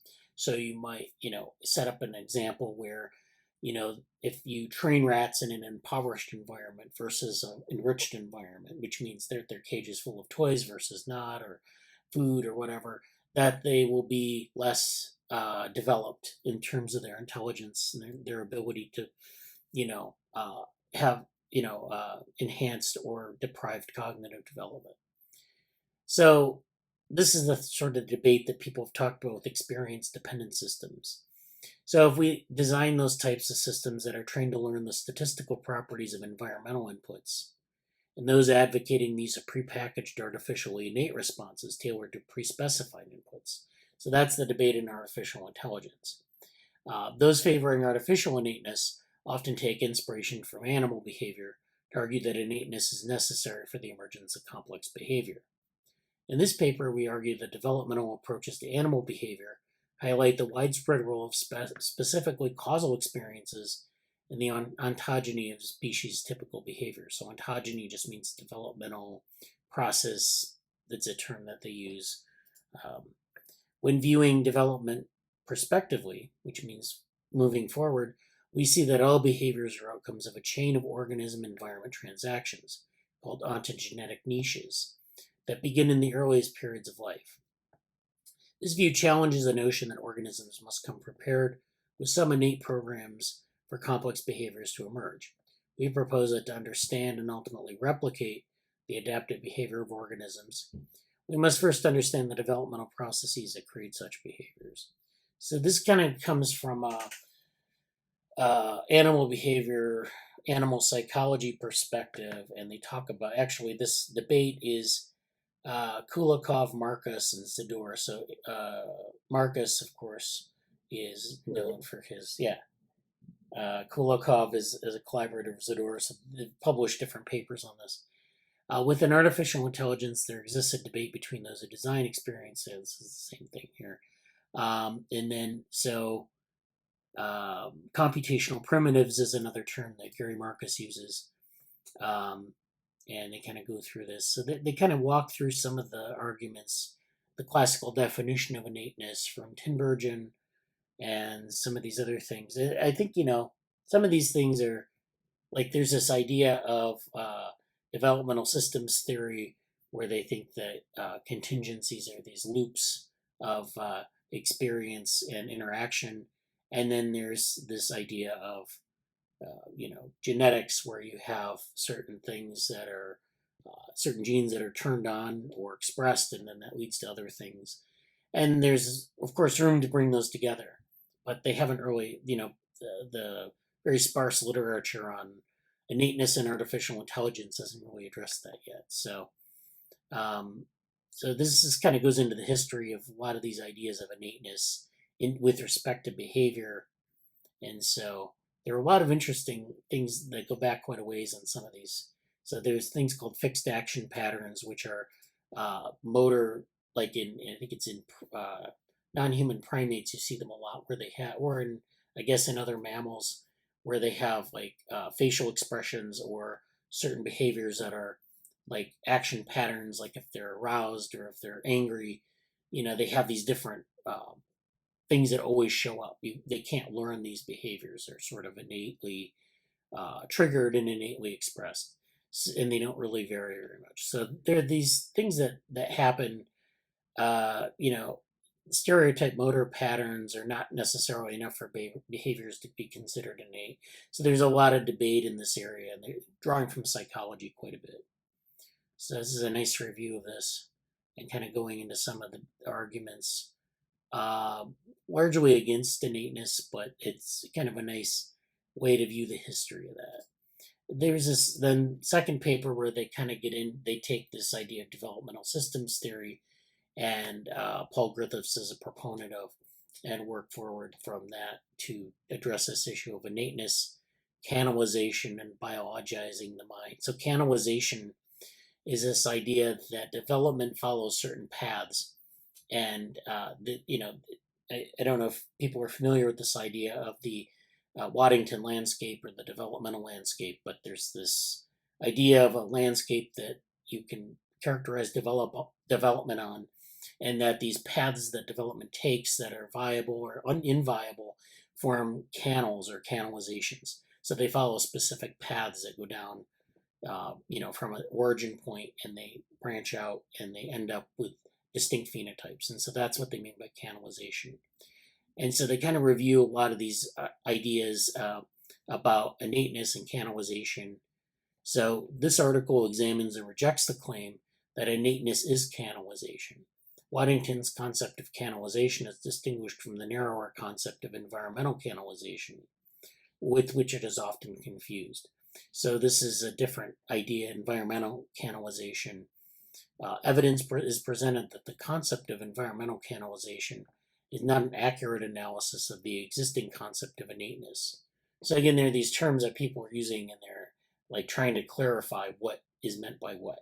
And it's a good exercise for like methodology and for like doing the science, because you can't really build a coherent argument if you don't know exactly what the terms mean. A lot of these definitions should be as precise as possible. It's kind of like Einstein's dictum, things should be as simple as possible, but no simpler. You could also say things should be as specific as possible, but no more specific, because you do want to leave room for like things to be fluid, because we don't know everything, right? So that's what we're getting at here. And the strategy of biologicizing the mind, which is making the mind biological, by treating psychological or behavioral traits as if they were environmentally canalized physiological traits, is criticized using data from developmental psychobiology. It is concluded that identifying innateness with environmental canalization can only result in adding unhelpful associations of folk biology to the relatively precise idea of canalization.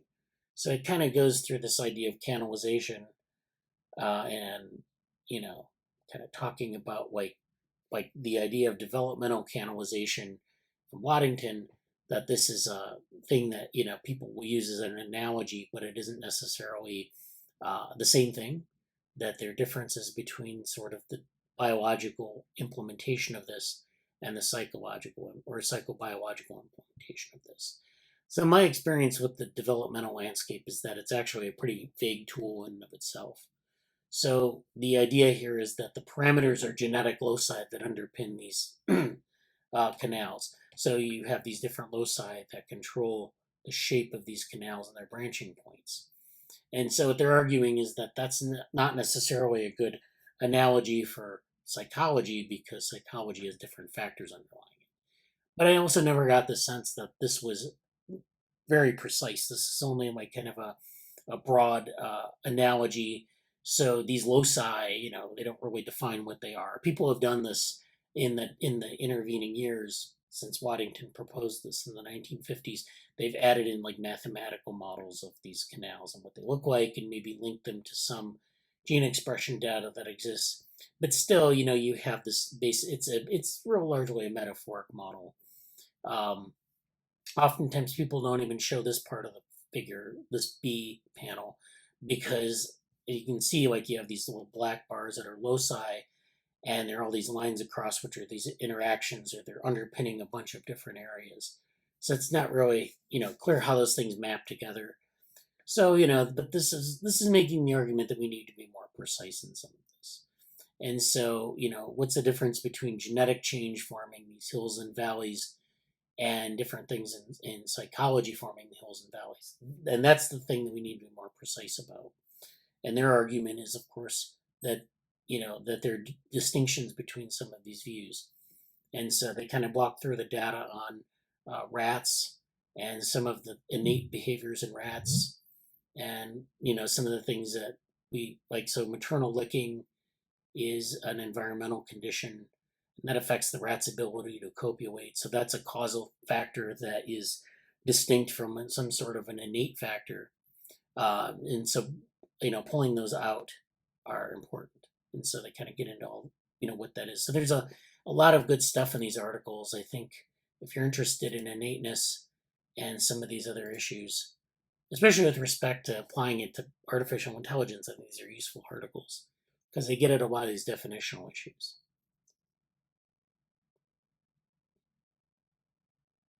All right. Do we have any questions or comments about that? That's great. I mean, yeah, I haven't read some of that animal behavior literature since St. John's, Yeah. but it's nice that they've linked it into modern discussions of AI. Yeah, that's cool. I dropped a few links in the Slack that relates to those papers, and Oh, that would be great. Yeah, we'll take a look at that. All right. Yeah, they were good. Thank you for sharing all that stuff. I'll have to read them. Yeah. All right. The first paper got me thinking, since I was camping last weekend, but the Alberta paper on like I forget what they call it, like the Alberta program or something. Yeah. But it's Richard Sutton's group talking about their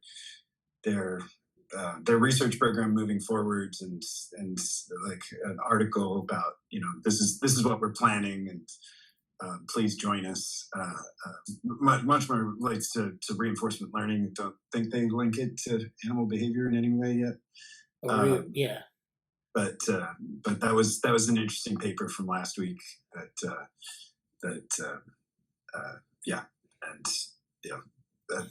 perhaps relates to a Bratenberg vehicle kind of program. Right.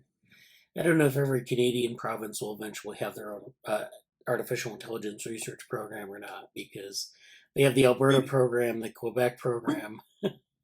Yeah. No, a friend of mine here in San Francisco that joins us at Hack Night. He's like, we should go to Yukon, and it's open. There's only about 10,000 people, so there's not a lot of competition. And so, I think it's Whitechapel. I forget what the capital is. Whitehorse. Whitehorse. Yeah. So Yukon. That's great. Yeah, I guess there's a research. Yeah, I like the sort of the, I guess you could call it the Sutton research program, but it's reinforcement learning, and there, of course, parallels to animal behavior there too. I don't know, like the Bratenberg vehicle research program, what that would look like. I guess that's something that. Yeah, I mean, I was just linking that to that you'd probably train. Or these days you'd train a vehicle. Right. Yeah. Well. Yeah. You'd train an agent to run the vehicle. To be the vehicle. It's the vehicle and agent being interchangeable. Yeah. And All right. Well, we can talk more about that in the Slack, or check out some of the things that I think people have been posting during the meeting. And I'll post some of these papers in the Slack, and we'll probably have further discussions about it. All right. Well, thanks for attending the meeting today, and see everyone next week. Bye. Take care. Take care.